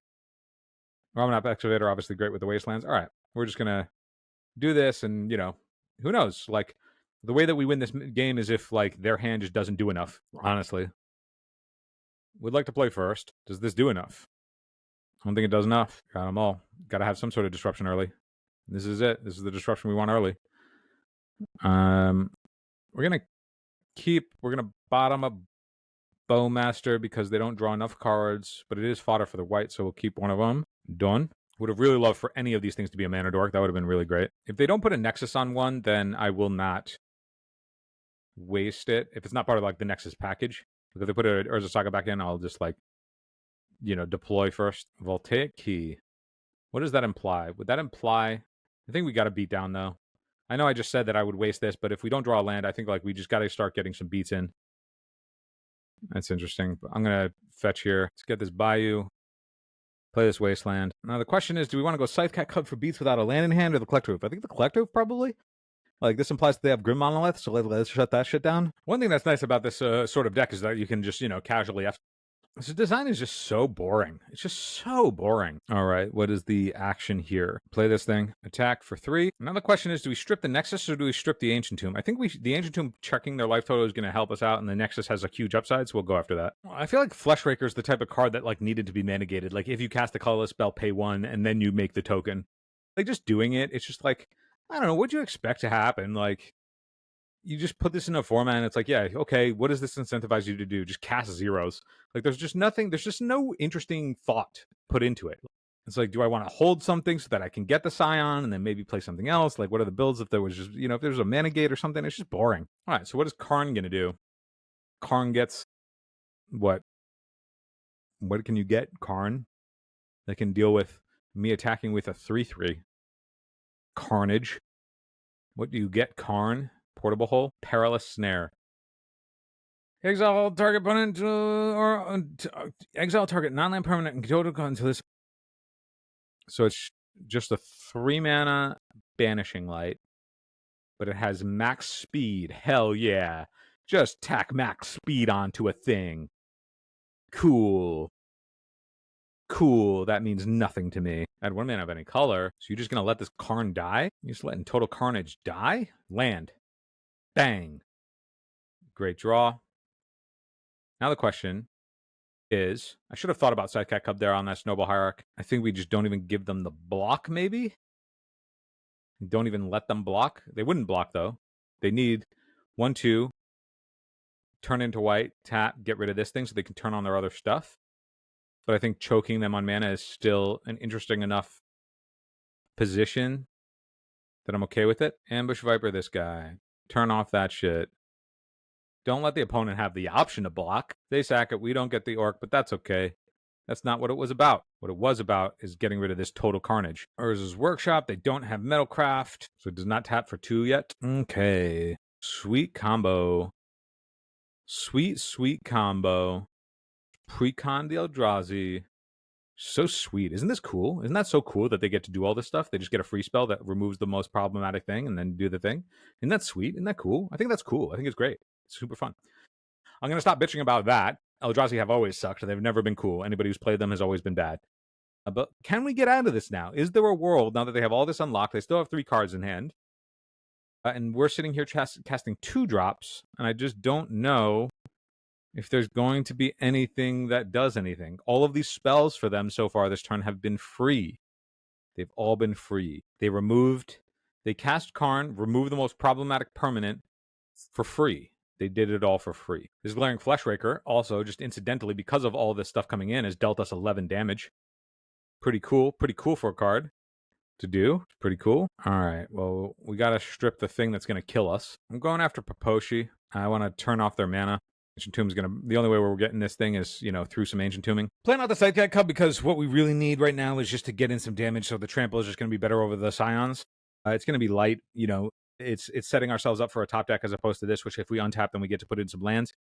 But I really think that the Trample... The Trample is going to be a lot more value. Even more so now that they're playing second Ancient Tomb. Force of Vigor is a cool draw here, I think. What else would be a good draw? Ensnaring Bridge. It's pretty cool. Pretty cool. This Fleshraker can beat us through an Ensnaring Bridge, too. Would have been super sweet if this were mana gated. That way there was any sort of anything that involved any thought. But there ain't. So I realized the stuff that tilts me is just the stuff where it just doesn't ask you for anything. It asks you for nothing. You just don't have to think at all. All right. Thoughtseize ain't it. But what can we do here? We'll cast this Knight. His Noble Hierarch could get underneath if we can remove this Fleshraker, but we don't have any removal in our deck. We have Power Gorse, but otherwise no removal because the Quick Reflexes are out of the deck. It's possible that this is the argument just because of this that they should be on. That's reasonable. Possible that the other thing is just the actual way that we have to win this game is just exactly Collector Oof backed by a Legolas's Quick Reflexes to offset the Kozilek's command. They drew exactly Glaring Fleshraker to ding us for 2, and now Karn gets to uptick, and next turn get a thing, dome us for 2. It needs to be a Force of Vigor. Springhand and Tuco ain't going to do it. Is there anything that this thing can get? We're going to find out because we can't attack. I understand that blocking is valuable, but do not think there is. I think we concede. So first one, I think we learned that the deck has a direction to go in. And right now we're sort of pulling in 2 different directions, which might feel why we're a little bit anemic in some positions. And then the pre-con Modern Horizons plus Planar Nexus Commander product deck over here just buried us because they're doing exactly one linear thing that is at the mercy of a draw, but is very good because all their stuff is free. So nothing really learned here. Nothing against Paposhi. I think the deck is very good. It just sucks that there's the thought behind the deck. I feel like I don't have it. I just don't. I'm sure there is. There must be. I just have zero respect for it. I should clarify. Not respect for the player. Respect for the deck. I think Glaring Fleshraker plus Kozilek's command is just so herp derp that I just have zero respect for it. And not because it's it's easy to play, just because the designs are rancid. But anyway, let's go while we're waiting for another match. Let's talk about what we're talking about a little bit more here. I think Nature's Rhythm is really hot. I really like that the Harmonize on the backside has come up in really meaningful ways. This has proven itself, I think, to be very good, especially because the Harmonize, meaning that the X is not low. We've harmonized on the back end for 4. We've harmonized on the back end for 3. It has been very impressive to me. I think being able to play this plus Green Sun Zenith or something and then use that with a bunch of Dryad Arbors, because multiple Dryad Arbors with all of these effects also really work with White of the Reliquary, because you can sack a Dryad Arbor. It's both a landfall for Springheart and Tuco as a creature, and then also a creature that can be sacked to the white. That's really hot. There's a lot of fluidity there. And then these things with maybe the other night with the Nature's Rhythm, and then you can move into the space of we're only sort of slightly touching into what this could get as off-color creatures that we're just not used to. And I think there's a lot of cool exploration to be had there. And what if you got a Lavinia? What if you got something that Green Sun Zenith otherwise wouldn't have in its package? That could be really hot. Since you're enjoying the show, please like and subscribe the video. It helps the channel grow. Support Eternal Durdles on Patreon so we can create even more content and cover events. Patreon supporters get an ad-free RSS feed. You can even join our deck donation tier to get your very own episode. Join the Durdle Maniacs at patreon.com/eternaldurdles. Now back to the show. Looks like we lost the die roll. I'm down to try this. With Thoughtseize as their opener, and hopefully we can draw into something for Springheart to jump onto. We'll go from there. I like where we're at right now. We might even be able to use a Bajuka Bog for a reason. So let's keep and see what happens. Once upon a time, Mox Diamond. Okay, Life from the Loam. Well, I truly hate that, but that allows us to go Verdant Catacombs. I love the fact that our Scythe Cat Cub can be leveraged here. We're gonna just start with the Thoughtseize, and let's hit Exploration and pass. I think we have a pretty interesting set of things to be able to happen here. Opponent has, yeah, okay. Now what we can do is we could toss a Bog down. Wow, that's nice. This is interesting. So step. Really, what do we get to see in their hand? Exploration. We can't take them off of anything here, which is tough. But we do have the. So let's just play Cub and kind of go from there. All right. Now I can play this. Just chill it there, right? I'm gonna attach this onto this guy. I should have waited, right? Pretty dumb to not wait. I could have got another little. We're gonna attack, right? Get in there. Once upon a time. Okay, what do they get for once upon a time? Because this is the thing that's gonna make or break some stuff here. What did we get? A Maze of Ith. A bummer. Okay. Now my opponent has a crop rotation, so I have to be aware of that. And they went to go get. Yeah. I see that. Okay. Man, I would have loved to. Okay, so now we're gonna do that. Right. Then that, I guess, we'll do that. Sure. Okay, we're gonna put it onto this guy, right? Bog. Think it's prudent to pay for it, right? Can't attack in. It's not gonna help us. The only thing we can do is, yeah, that's gonna stop that. We knew that was gonna happen. Okay, so now destroy target land. Okay, well, I guess I gotta do that, right? He's gonna go crop rotate for it. Of course, not the best position here. Urza Saga. I'm okay with an Urza Saga, honestly. Not as worried about an Urza Saga, especially as we continue to hit land drops. If our opponent is off of the Bog plan, I think we're doing all right. Okay, so that's when we're gonna do Endurance. And we'll pitch the Bird of Paradise, right? There you go. You'll get nothing, and you'll like it. All right. Hopefully we get a fetch land here. Nope, just a Barrowgoyf. Rough. Well, not a lot I can do right now. I could put a Springheart and Tuco down on that. But that doesn't really do anything for us. So we got to think here.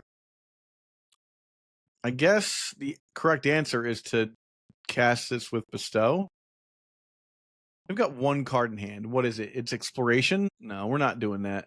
We're going to cast Barrowgoyf, and we're going to pass turn. Now, ideally next turn, right? You got a big guy. Cool. Now, ideally next turn, we'll have 2 4/4s, which is fine. Go get a 1-drop. Navigating this is a little tough because I'm not super versed in how to beat lands. I'm also not super versed in how to play a Cradle control style deck. So we're kind of just living in the middle here. All right. There's a Wasteland for a Bog. Okay. Boots. Okay. Untap. Please be a fetch. Okay, I'll take this. Choose a creature I control. It'll be that one. Choose a creature I control. It'll be that one. Right. And I will make a copy. Yes. And I'm going to hit that. And I'll attack. We attack with everything. Okay.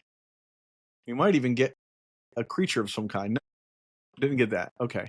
So they'll trade. You got it. And then we're past turn. This is where we are. I could have hit the maze there, but I think it was just better to like kind of tempo them. They're gonna get stuff back. I hate that. Right now, still can't cast Wasteland. Okay, I would love to see, love to see a fetch land. Boing.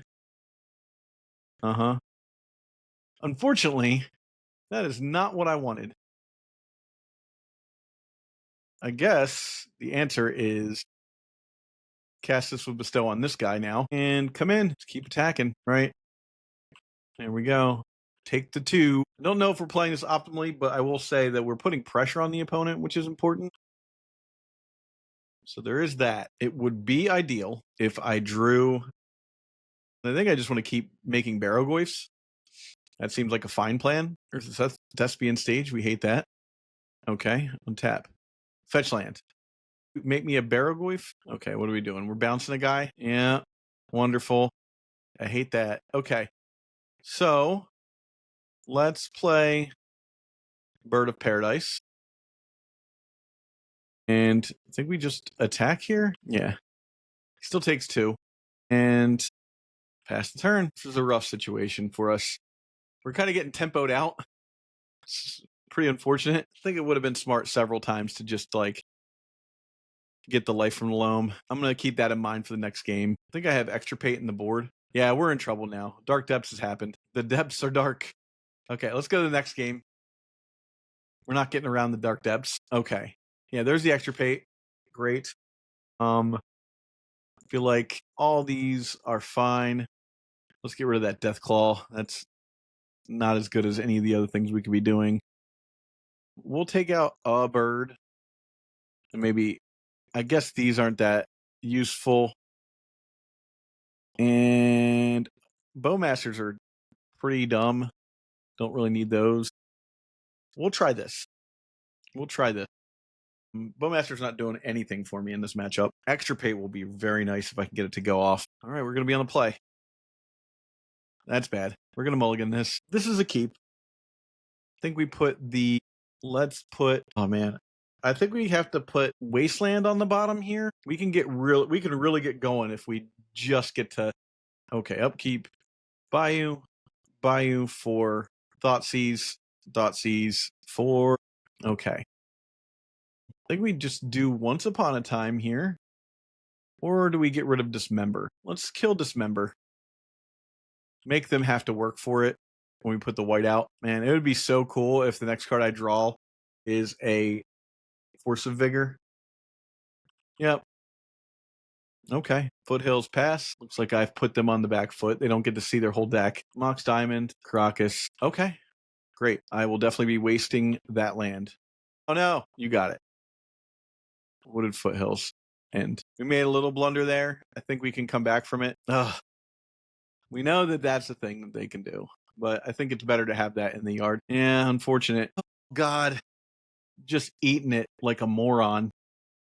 Not great. So with the... There's a Saga into Thespian stage. Untap. Draw a land. Good God. Okay. We're just going to give this to the opponent. We keep a mana dork hand. So the clean Meticulous Archive bidding Atraxa. Who would have guessed? And the question is, do we want to leave up Endurance or do we want to Wasteland the Meticulous Archive? I guess we can do both. I am going to Wasteland. Not let them get up and running, and then hit them for 1. I'm hitting him for 1 because I don't want to turn this Bowmaster up immediately. If they cantrip here, that's fine. Bowmaster, I don't think like the incidental power here with this on the board is really going to be where it matters. Now the question though is like, am I supposed to fire off this Endurance? Because they're going to take Endurance. Like they're taking it. So they'll take the Bowmasters, and then I think I'm going to keep the body. I got the Collector Oath doesn't do much, but like at least it pressures, where Legolas's Quick Reflexes does not. Just the Surveil land functioning as Entomb though, pretty good. So now this is the clear argument where it's like I could have stripped this. I should have absolutely like held this up so I can Bowmaster in response, but like, and that's probably just naivete on my part, misplay on my part rather. Good top deck though. Fan of that top deck. Get this Bayou. Because like also part of like, if you wanted just like the raw power of Barrogoyf, in the deck list as like to, I mean, it's called Whites of the Barrow Downs. So like clearly this was like an inspiration as to why I assume why you wanted to be in the deck, because you wanted to be on 4 of this card, obviously. Cool. And the fact that Nature's Rhythm can still go get this card on the back end, but like also leaning harder into that sort of deck touching type stuff for the positional spots, I think it's just really cool. I think that's just like, it's like, okay, Green Sun Zenith has been a pillar of the format for a long time, but the format has just been in a place where it's like sort of been anemic, but like maybe there's a world where Nature's Rhythm is just like, instead of like moving away from Green Sun Zenith type stuff, it's like we just go so much harder into Green Sun Zenith stuff, then maybe there's a world where it actually is viable. Casting this with Bestow more or less just to get the haste. I understand that the benefit of the back end is a little soft. So I don't think our deck can beat this, right? I think the deck as it's currently configured just straight up can't beat this thing. Yeah, I mean, I think we're past that point. I don't think the deck can beat an Archon of Cruelty. All right, so what do we got? Extra pay well, they're playing Show and Tell, so I'm not entirely sure about that. Carpet of Flowers seems good. The old classic Days combo deck. Chaos Defiler for Show and Tell seems great. Paraglyph could be good if we're in that space. I think the Baroglyphs are relatively soft because they're trying to go over the top. Thoughtseize great. Endurance probably better for where we want to be. I imagine that there's some sort of Reanimator hybrid. Ramanab Excavator I don't think is going to be where we need to be. Quick Reflexes similarly, although it's like a big Quick Reflexes on one of these things, but I think this is just going to be better as our removal. Scythecat Cub again is soft. Collector Oof is pretty soft. Do we want these Force of Vigors for anything? I don't think so. I think we'll run it back like this and see how it goes. This hand was close. This hand is there. So we will keep this. We will put back. I don't want to put back both Thoughtseize. Let's see. What do we want to put back? We want Carpet because we boarded into thicker stuff. So the question is, do we want to keep turn 2 Scythecat, which would mean that we're not going to go Thoughtseize, so we can pick apart with one Thoughtseize. The second Thoughtseize is certainly going to be better than the first. Like, they're better in combination. Like, you compound it. We're Birds of Paradise, but that would lock up the Birds of Paradise both turns, so it would mean that, like, if we wanted to go turn 2 Scythecat Cub, then we're not Thoughtseize until turn 3, and I feel like we have to go turn 2 Scythecat plus Thoughtseize, but that still doesn't let us sequence properly with what we want to do for Scythecat of putting a counter on a thing. Maybe it's possible that we just put back Carpet, but Carpet can give us black mana, so maybe we just put back this Forest and lean on the fact that they're going to end up playing an island. I think that's the highest upside play. I don't know if it's correct because it's moving us away from Scythecat on the land, but it's the land that's not letting our hand operate with what we need to operate on. And it's like if they play an island, then this Carpet of Flowers can function similarly, because now we just get to go Thoughtseize, strip their hand, and then we're top decking. Now they're top decking better than we are, but I don't think that there's a better position with the cards that are in our deck than what we've got. Okay, so I am going to go Carpet, so that way we can get black mana immediately. And then if it looks like we will be able to get a turn back, then I'll play the Bop and not the second Thoughtseize. Now they're thinking about Force of Willing this. And it's possible I should have lead on Force of Will instead of this, but I'm okay if this catches the Force because I want to stop the stuff that's killing us. I'm more concerned about the stuff that's killing us than I am about the stuff that they would use to stop us, because we aren't the ones that need to be stopped. So they were thinking about it. So I'm going to take this. I think the answer is to take Ponder. So we took Ponder. They can Thoughtseize our Thoughtseize. That's okay. Now I want to move into top decking for us, so I'm going to advance the board. They now have no turn 2 place. If they want to Thoughtseize, take our Thoughtseize, that's fine. If they don't do that, then they don't have a play. And now I'm hoping that we can just get some sort of action before this Clarion Conquer can come down to shut off our birds. So they pest control, destroy our board, and I think that's enough to clean it up.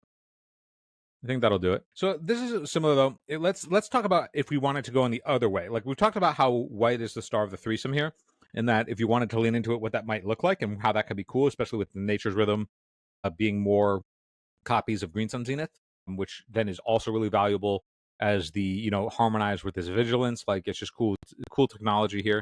But if we wanted to move into Scythecat Cub, I think then also there's tension with wanting landfall and then wanting mana dorks. And I think that it's like Scythecat Cub, instead of mana dorks, it wants lands in play. Like, it wants to hit landfall triggers.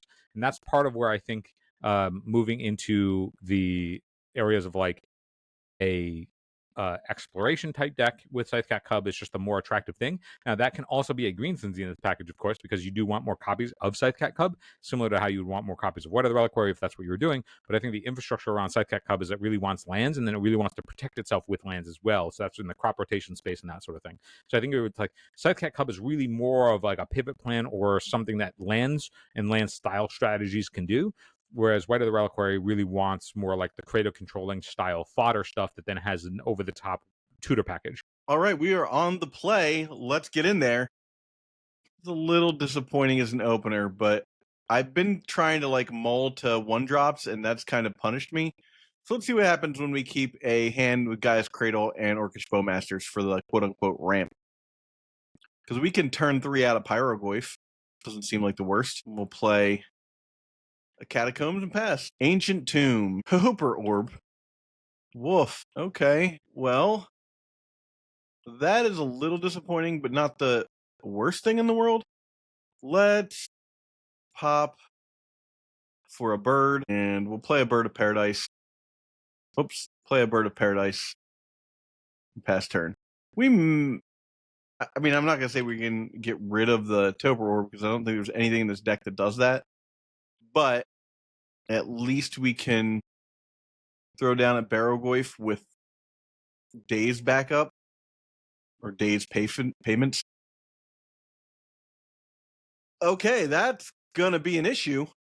Don't love that. And this is brutal. Null Drifter. Okay. Right. So we're gonna play this. We're gonna make a guy here. Make a land drop. Now, I think we kind of need to just play Barrogoyf and pass turn.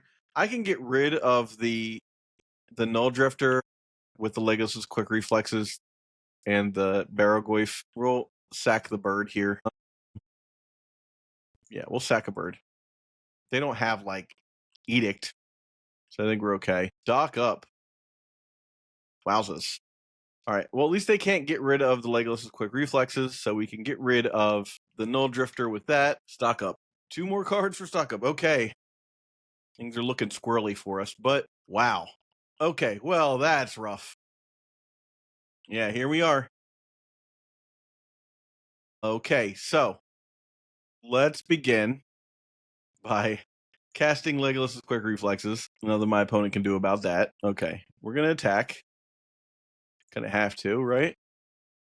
We're going to deal damage to the Dreadnought. Swinging in. All right, let's try and get some creatures. We're going to mill 5 cards, of course. Sure, we'll get a Spring Heart, and I guess we cast with Bestow. Yep, that's rough. Okay, well, then we will pass turn. At least we're in a situation where we're making them race us. And, okay, so we're taking Annihilator 1. We'll get rid of this forest. All right. And then, please don't. Great. Fun. Another one of these guys. Awesome. That's not where we want to be. This is rough. Okay. Oh, God. Brutal. All right. Well, you know, what are you going to do but put a Pyroglyph into play and attack? Rough.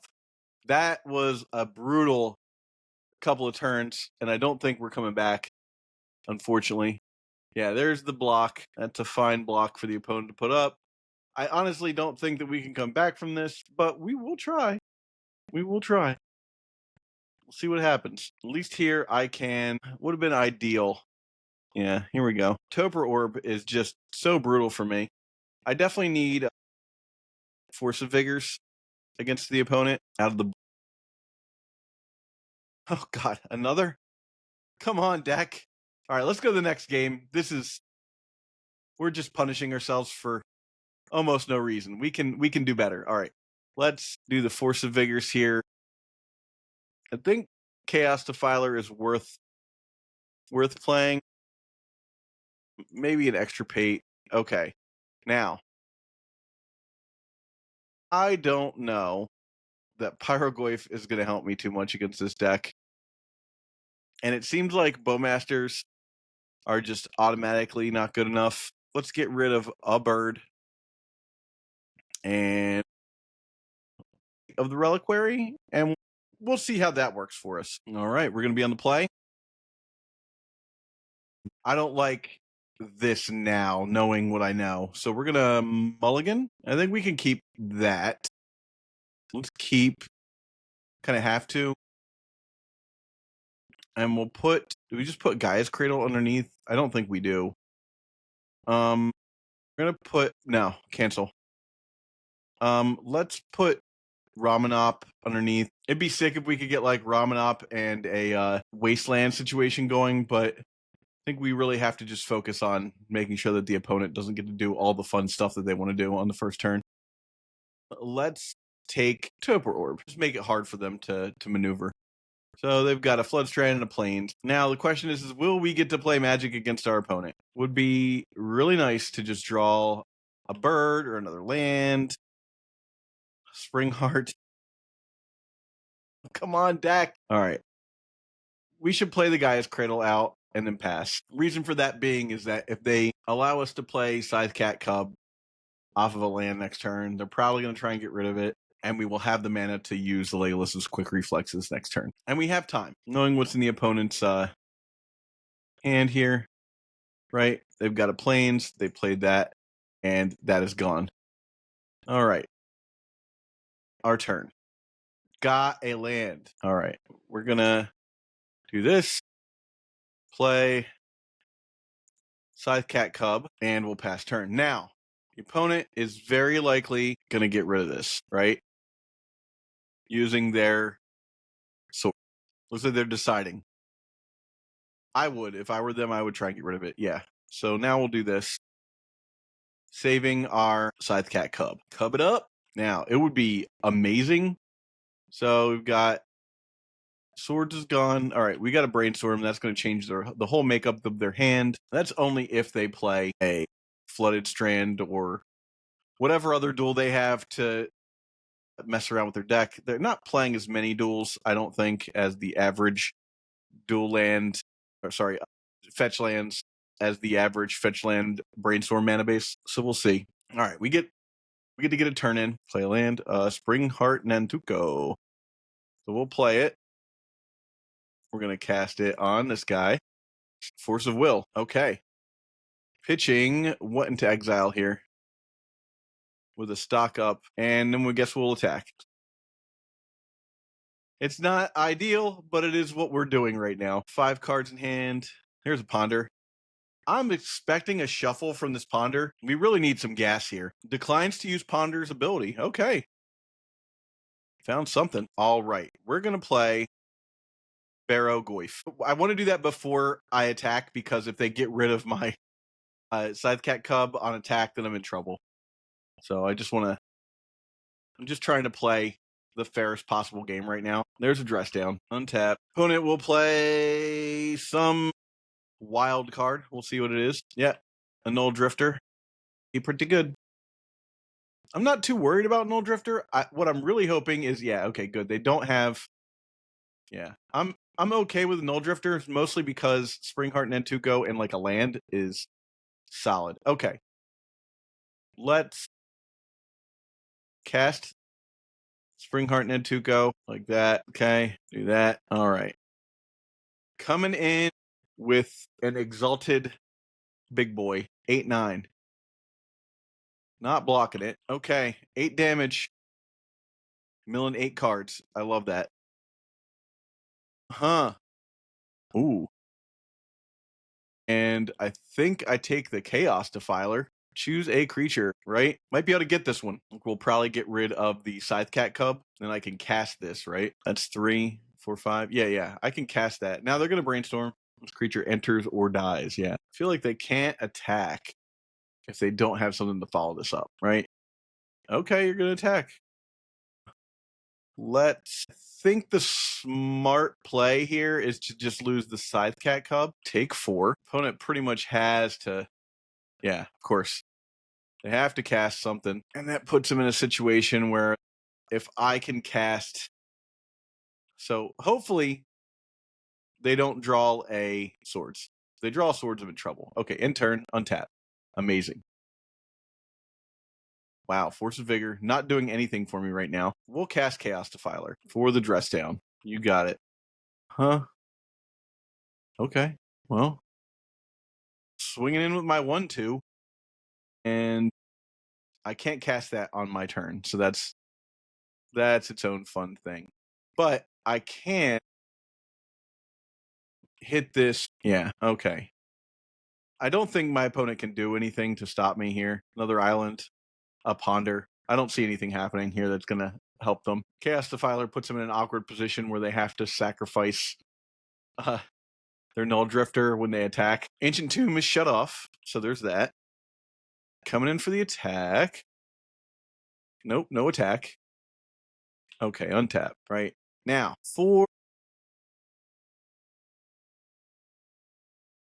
yeah, game over. Okay, we get to go to the next one. Let's think here. I mean, I don't know. I think this is fine.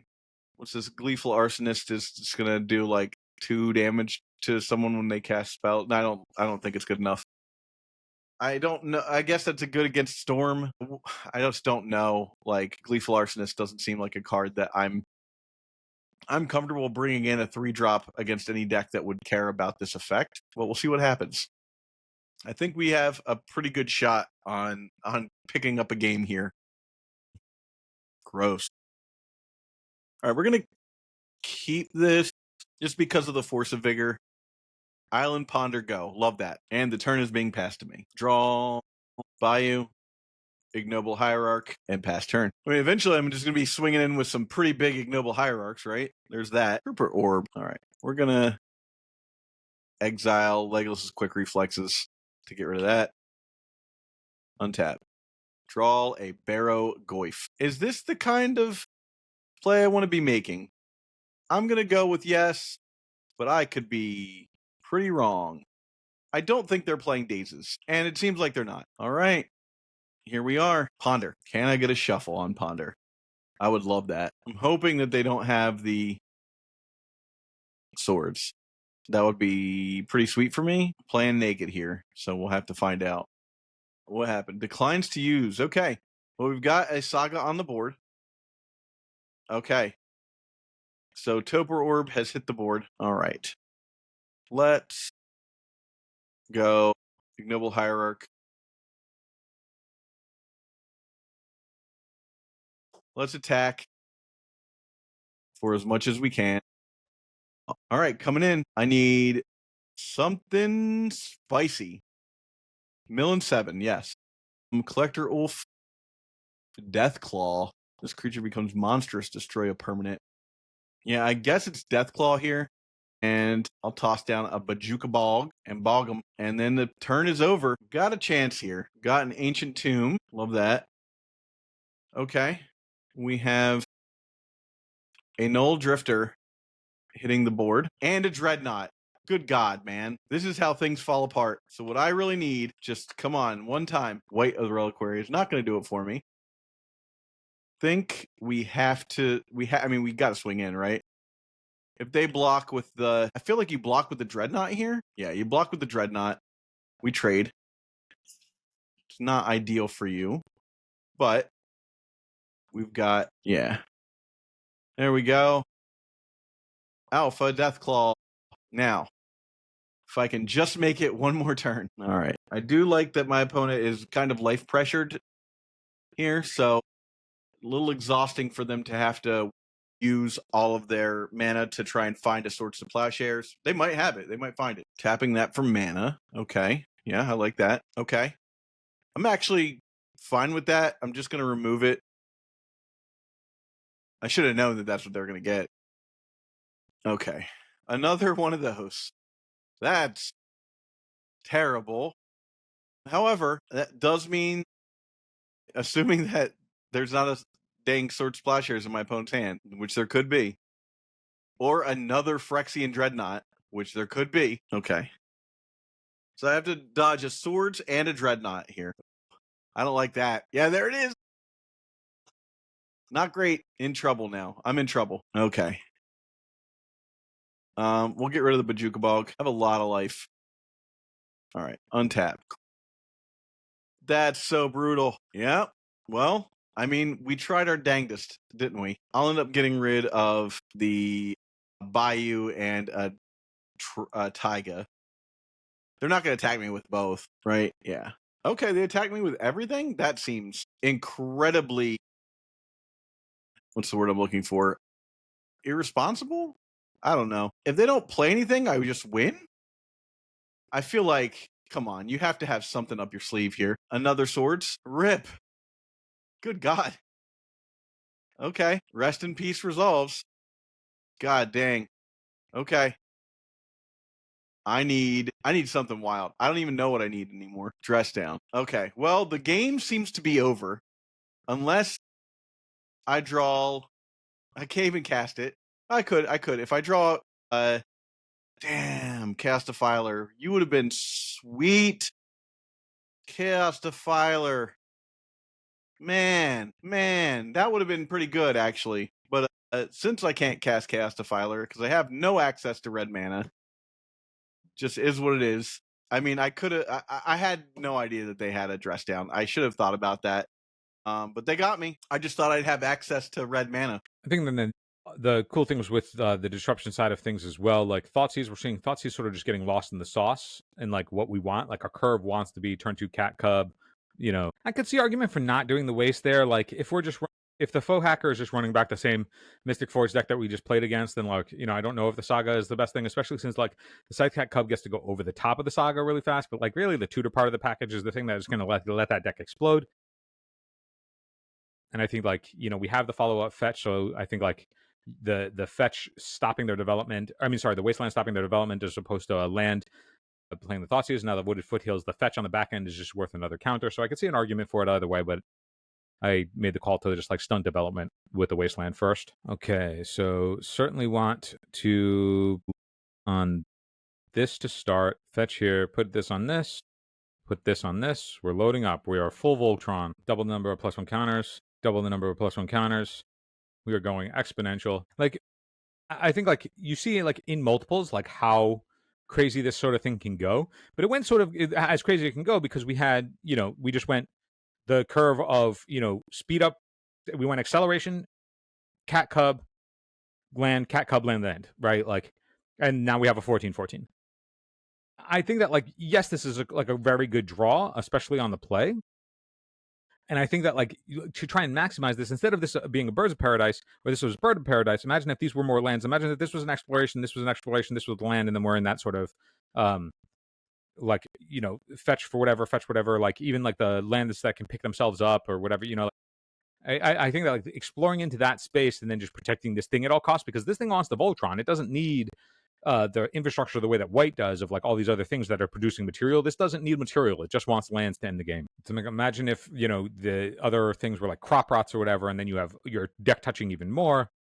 And so now you're like this sort of like lands mid-range hybrid that's like beating down, and it's like, it just is very attractive. Very, very attractive. So Force of Vigor is attractive in this space.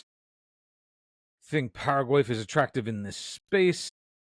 I think Bowmasters is the least attractive in this space. Beating Down is the name of the game here. I like Ramen Up Excavator with the Wasteland against these types of things. That's fine. Fine.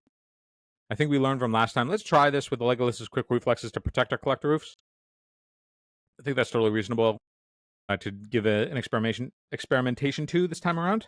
I don't think we need 4 Barogoyf. It's the least impactful, I think, for what it does, although you could argue that it's endurance instead, because at least this is card advantage if we were to flip. I could also see putting something back in, taking out this Bajuka Bog. That's just going to be slow and not what we need. Possible to just a Chaos Defiler to tutor for is interesting. All right, let's give this a go. What's our green count? 4, 8, 10, 21. All right, we should be okay on green count for these Force of Vigors. This is a cool interaction. Guy's Cradle with Springheart and Tuco. Make some bodies, make more mana. Ancient Tomb into Grim Monolith into potentially other spell. Well, now we have to fire off this Thoughtseize, I suppose. Or let's fire off the Thoughtseize, see if we need to fire off this Force of Vigor. I would like to get on the board ahead, but we got to slow this down. Transmute, Artifact, and stock up. Okay, well, I guess we're going to stop you from drawing cards. And that'll be that. Okay, so we're going to go Birds of Paradise. Guy's Cradle, make some mana, put this, and we are off to the races now. Am I supposed to... They have Ancient Tomb, so they have mana. Mana is not their bottleneck. It's arguable that I'm supposed to, like, not let them have this transmute. Sacrifice an artifact if you do. So it'll search upon resolution, so I can hit this in response. And then they won't have an artifact to sacrifice. Got him. Get gotted. Barrowgoyf. Springheart Nantuko. Bestow on the Barrowgoyf. Pay the 1. Look at this sequencing. Look at this flawless sequencing. Land drop. Exacxes. Always yield. Pay this. Pay this green. Copied. What a turn. Pithing Needle. Pray tell on what? Pray tell on what?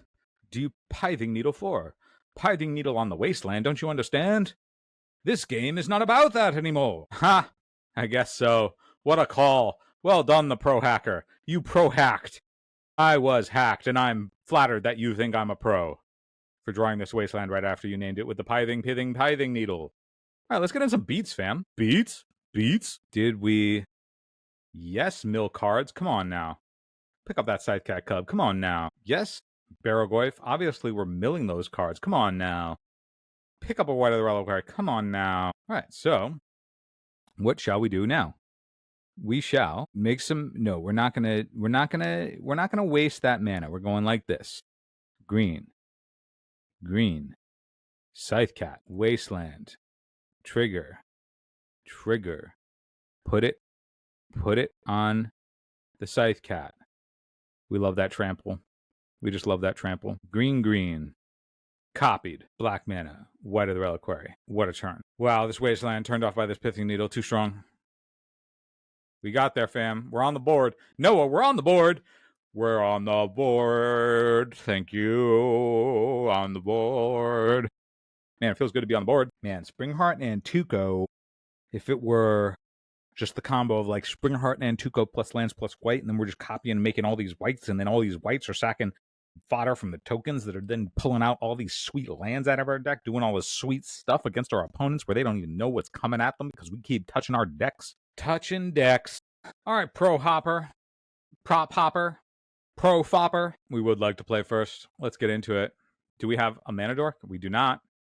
We don't have a Mana Dork. We do have a turn 2 Scythecat. Is that good enough? Is turn 2 Scythecat good enough? Should we do this for science? Turn 2 Scythecat? Is turn 2 Scythecat too slow in this format? Probably. Let's keep it for science. We do like on the back end of, if this curve does work, we do have the Ramen-Up Excavator for all these fetches. So we at least have a plan in the dark of what we want to do. Is that plan good enough?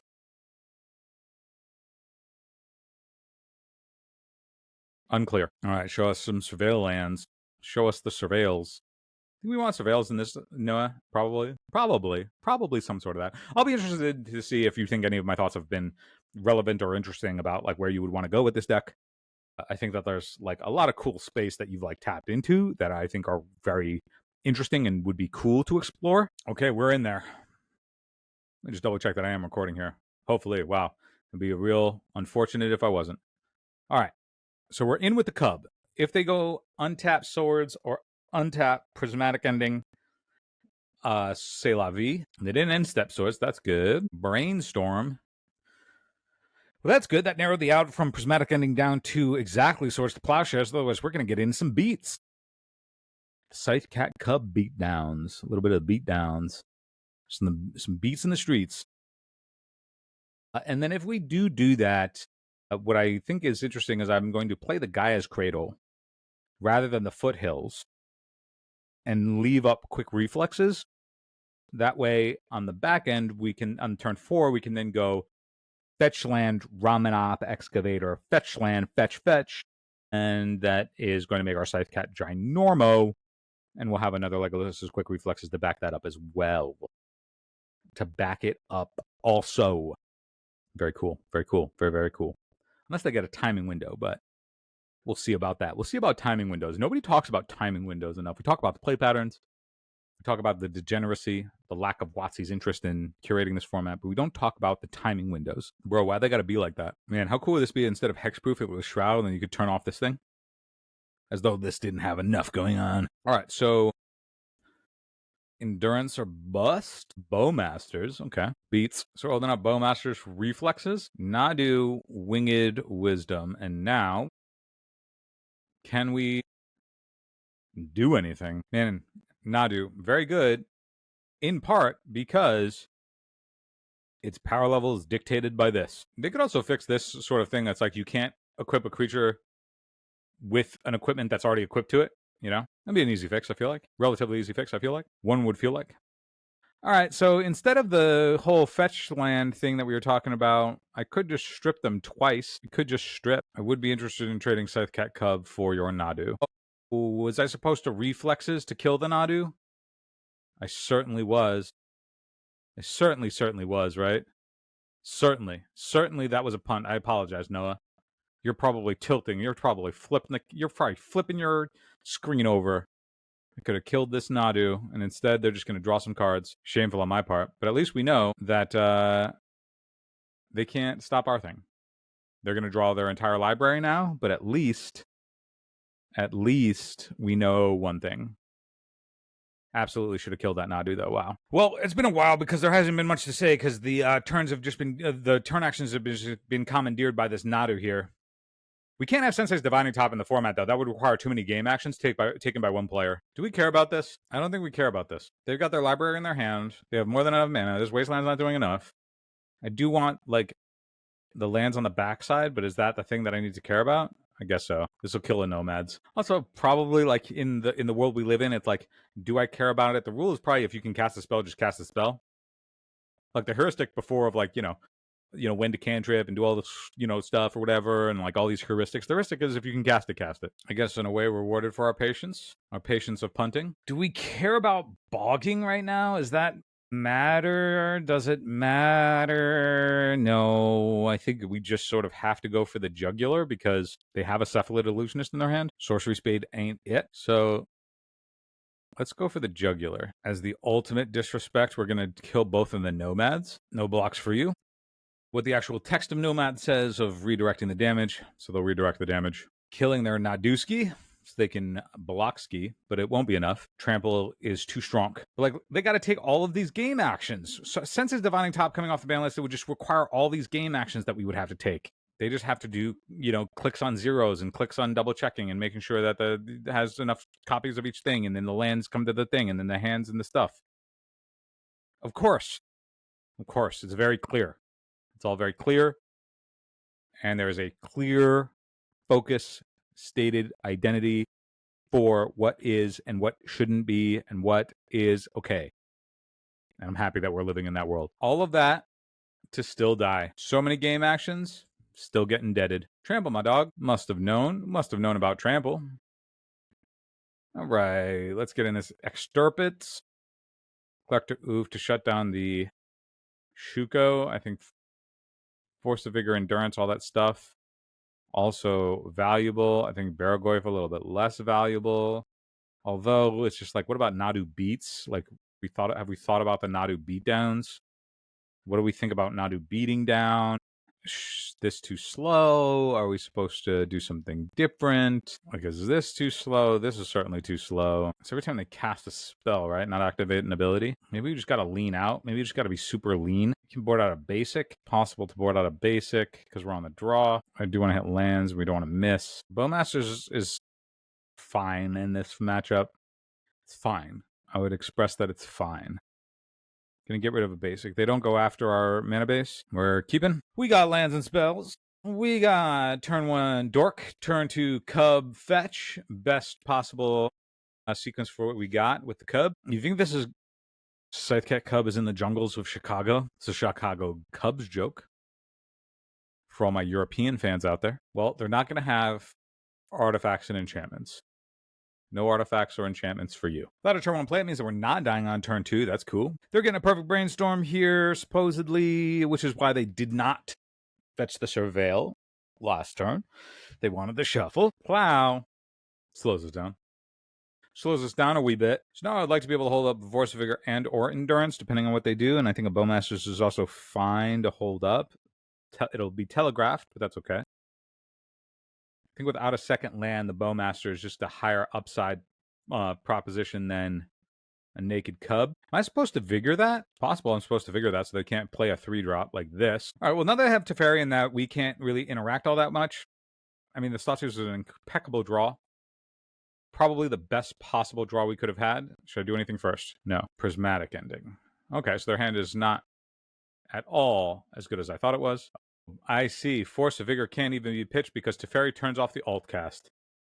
That's very good. So I absolutely should have Force of Vigor in response. I just didn't see it. Teferi making everything miserable. Yeah, one-sided, just asymmetrical. Only one player gets to use the stack. Sweet. So what are the odds that they drew one of their 8 Haymakers that they can then tutor for Shuko on their turn? I certainly have to blow up the Urza Saga, but I can't because of Teferi. Should I figure that out? Ping this, goes to 3. This is a 2-2. Blocks. They want to trade the construct with the first Bowmasters, whatever. Like, Teferi makes it so that nothing matters. Man, this card sucks. Like, man, is this just a miserable experience. No, your deck is sweet. I'm sorry that cards like this exist so that, like, we can never actually do anything with them. It's so funny. Bowmaster on Teferi that is fighting with a construct token produced by Urza Saga. Just like all the worst, most heinous things in the format all at once. All right. Got to play this Collector Oof, turn off this Shuko, and we F6. We have what theoretically is put in our deck for interaction, but there's an asymmetrical card saying that we don't get to use the stack on the table. This is just good design. So we are F6ing, and what happens, happens to us. Leading out of Thoughtseize, our plays are sort of dictated. We just got to get this Teferi off the table. So if they want to take a game action, fighting over whatever they have, or whatever this is to stop that, they got to do it now. Them brainstorming into this Bowmaster against this Thoughtseize is a good thing because that just means we get to take this Teferi off the table. Thank you. Thank you. Just let it be known, I do not consider Bowmaster the hero here. Teferi, like, two bad actors going at each other does not make one of them good. So in the draw step, I'm going to clip these guys. I think I want to cut them off green. Oh, no, but they have Savannah. All right, then. So maybe the answer, I really would like to deploy the Scythecat Cub, though. So I want to make every top deck a good top deck. So we're just going to go like this. I'll Force of Vigor in the upkeep. Oh, my gosh. What a misclick through the attack. It's all right. It's all right. This game has been sort of tainted by Teferi, but we're back in it. We're all right. They're drawing whatever's off the top of their deck. They have 2 lands. No, we might be doing it, dude. We might be beating breakfast. We might be beating the old brekkie. Might be lunchtime. Springheart. Springheart and Tukes. 4, 5, 6, 7, 8, 9 damage coming in. Holding up Endurance as a hard cast, but the Springheart and Nantuko not being deployed because it's not changing the clock can also be... If there's some position where we would need to play around days for some reason, I'll pitch it. I don't know what they could have at this point now that we know that their hand was 2 lands off that Thoughtseize. They got Trop 2 Unknowns. Well, that's a start. Okay. Did they just hide the combo off the Brainstorm? Sure looks like it. So looking for the Memories Journey, which is right there. So I believe, though, we know the last card in their hand is Tropical Island. The last card in their hand is Tropical Island. Like, we'll untap, we'll swing them down, or we'll just get it. We'll get it right there, fam. Well done. We did not win the play. I'm down for this hand. We're going to keep it. We have to assume our opponent is... Okay, well, I think you take Springheart here. There's an argument for white, of course, as well. Yeah, take the white. Okay, there we go. Ignoble, pass. They could daze me. Ignoble, pass. Ponder, okay. Ponder resolves. And shuffled. Love a shuffle. Oh, man. Well, we're doing it. Like, if my opponent just doesn't get anything, that's where we want to be. We're coming in hot for two damage. All right. We might end up just making the Ignoble Hierarch. No, my opponent did draw land. Netherglyph. Yep. Okay. Untap. Here's a Bayou. Let's play a Collector. I think we just want to bestow this on the Ulf, and that's how we're doing it. Now, we can't block the Netherglyph because any instant is immediately a problem for us, so we'll let him attack in. We'll take that damage. Yeah, there's a Fatal Push. It was expected. All right. Now, let's do... Yep. Boom. We're going to attack here. Yep. There we go. And we will pass the turn. I have nothing in my hand worth casting. My stance is also, if you're Fatal Pushing Collector, I'm doing great. Yeah, I'll block that every day of the week. Untap. We'll play a Scythe Cat Cub. Play a land, right? We'll play that. And we'll put that on our Nantuko. We will crack and let's put a forest down. Another one of these. And sure, we'll put one on each. What happened there? Whoops. It only doubles it. I should have known. Should have played that properly. Okay. Well, we're still winning. We're still crunching through. We'll give that the quick reflexes. Yeah. All right. We'll block here. Okay. Brainstorm. Brainstorm. Meet the brainstorm. All right. There we go. Another Goif. As a 4/5. You got it. Land. Bird of Paradise. Lame. Okay. Well, here we are. Playing Birds of Paradise. And this would have put me in a much better position had I realized that I just wanted to double the number. I just want to make that a 3/3. All right. They're coming in. I'll block. No, I'll block here. And I'll take 4. Okay, what do you got? Barrow Gajoif. Okay. I got my own. I got one of them. Brutal. Yeah. Well, we're passing turn. This is a problem. Ground control to Major Tom. All right. We're going to block here. God. Well, that's a lot. Okay, we're in trouble. We had a chance. That chance is very gone. Okay, let's go to the next. Man, it'd be so good. Let's not concede yet. Let's put this guy down, right? Then, yeah, we'll chill here. Think we can survive a turn? Got to attack with everything. Sure, you got it. You're right. Okay, they're going to draw a card. Okay, so blocking here. Blocking here. Cancel that. And there, I think that will keep me in the game, right? Now, untap. Wasteland. That. Okay. Certainly want to swing there. Okay. Let's sacrifice this to destroy that. Putting them to 5. Man, I wish I had a Berserk. Well, I hate that. Right. Gotta attack there, right? Uh-huh. Whoa, we're gonna block here and there for a bog, a Bajuka bog, couple of O1s. All right, I survived. To what end? Yeah, they get to draw a card. I'm still in a lot of trouble. Unlikely to be able to win this. But you gotta hand it to me. I dragged this out. That ain't gonna do it. I will be able to block for a turn, so we'll play it. Assuming my opponent doesn't have anything. They can, so I'm at 1 right now. Block. Any instant they cast will put me out of the game. There it is. All right, let's get to the sideboard.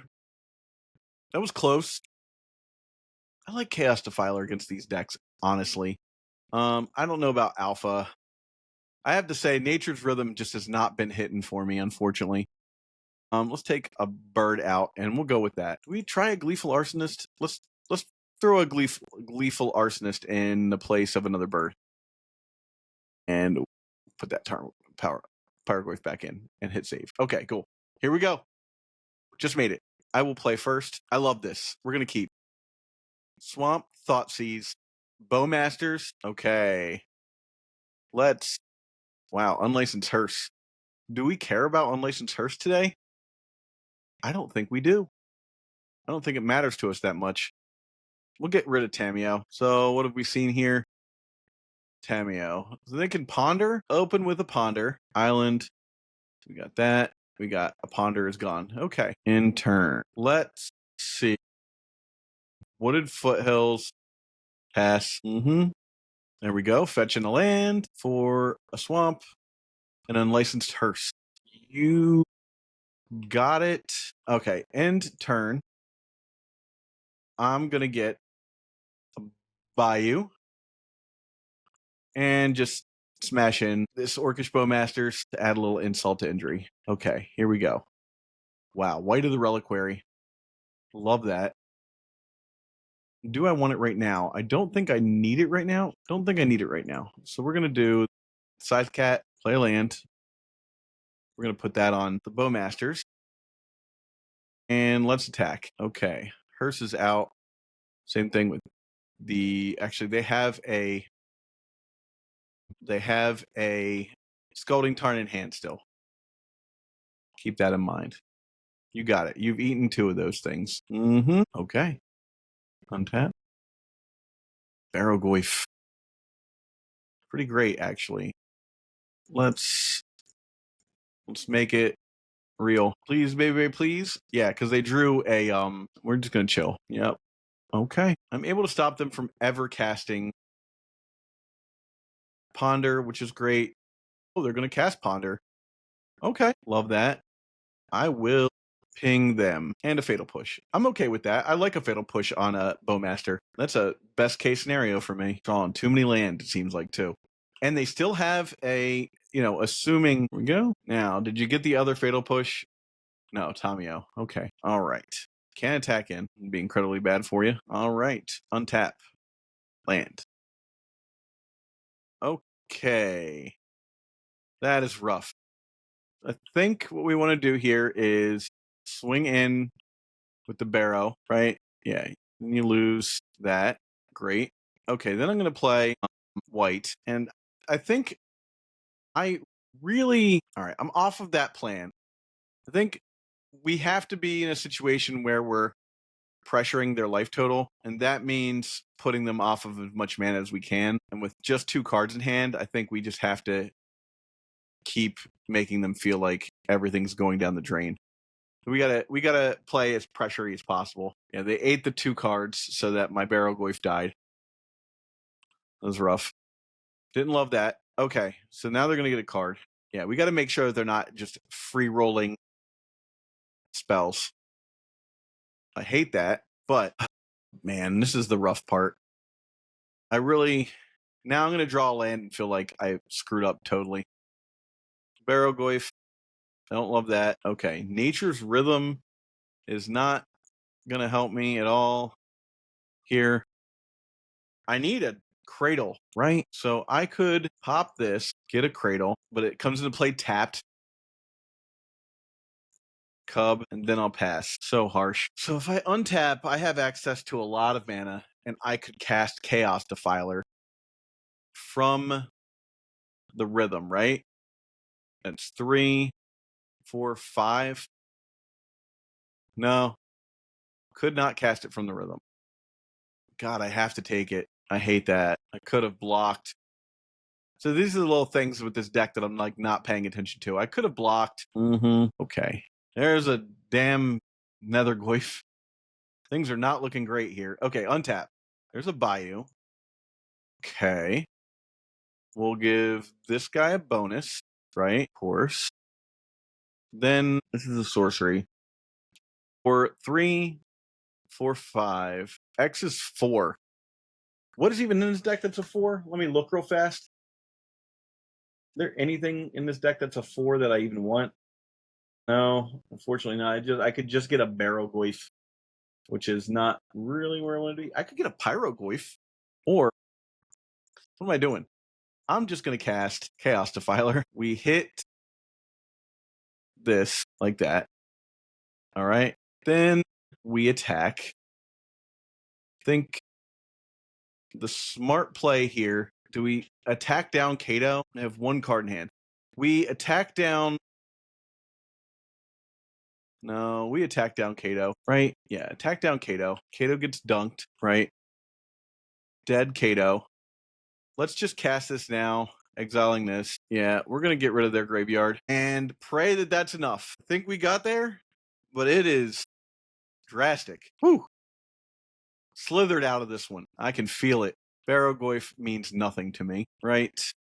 Okay. Untap. Thoughtseize. What's in your hand? Anything? Barragoyf. We'll take it. All right. And that means I have to attack with both into the...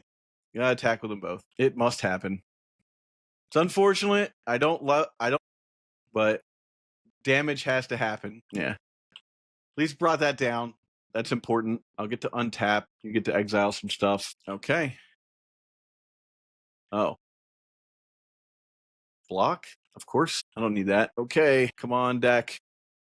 Don't play a creature. Jesus. Okay, good. You got it. Untap. What's in your hand? Is it another land? Again? Well, we hate that. What do we get here? Wasteland, a Bajuka, but what do we got? There's not a lot that I can do. I guess we get another Cradle. Nothing's great, unfortunately. Let's get a Bog. Bog them, I guess. All right. Not great. I need really badly to have them eat the unlicensed hearse. Not taking the unlicensed hearse feels terrible. But there we go. All right. Bowmasters. You got some Bowmasters. Bowman. Okay. Untap. What a insane turn of events over the last couple of turns. I'm going to keep that in my hand. Attack. All right. Pass and turn. I think they've got me. It's unfortunate. I haven't done an 05 in a very long time. I'm just not a... Yeah, jeez. There we go. All these tricks are things I can see. I just do not know how to play a deck like this. It's things are coming apart at the seams, it seems like right now. Pretty rough. I think 1, 2, 3, 4, 5, 6, 7, 8, 9, 10. Yeah, they had enough to kill me there. But it's more fun to just draw extra cards, isn't it? I guess they have to worry about, I have a forest. Who knows? Okay. Well, X is 3. We'll get a Barragoyf. Good game. Good game. Well done. All right, so I think that for the most part, first off, Noah, thank you for the donation deck list. If anybody would like to also get onto the donation deck list Patreon tier, you can head over to patreon.com/eternaldurdles. Noah, awesome stuff. I really, really liked the Nature's Rhythm. I thought that was really fun.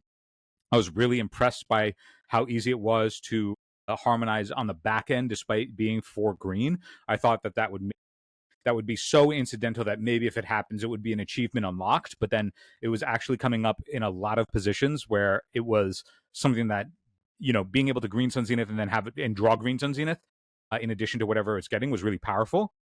I think I like the space of moving more towards that space, just like being green Sun Zenith, but harder is more interesting than sort of hedging on this sort of space. And I think it just depends on which way you'd want to go. If I were to take this deck and continue working on it, I would lean harder into making it a White of the Reliquary deck, or I would make it harder into a collector, into a Scythe Cup deck, depending on what you're looking to do. If you want to make it a Barragoyf deck, it's hard to just like Barragoyf is just like incidentally powerful. It's not really asking anything other than just play cards. There isn't anything intriguing about Barragoyf. If it's like, oh, what is the deck building thing that you could do with Barragoyf? It's just a really uninteresting question because it just doesn't ask anything of you.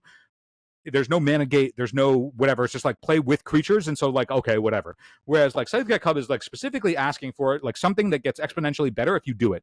White of the Reliquary gets like so significantly better if you're actually able to like give it the fodder that it needs, and then the payoffs to the tutoring that it allows you to do with that fodder.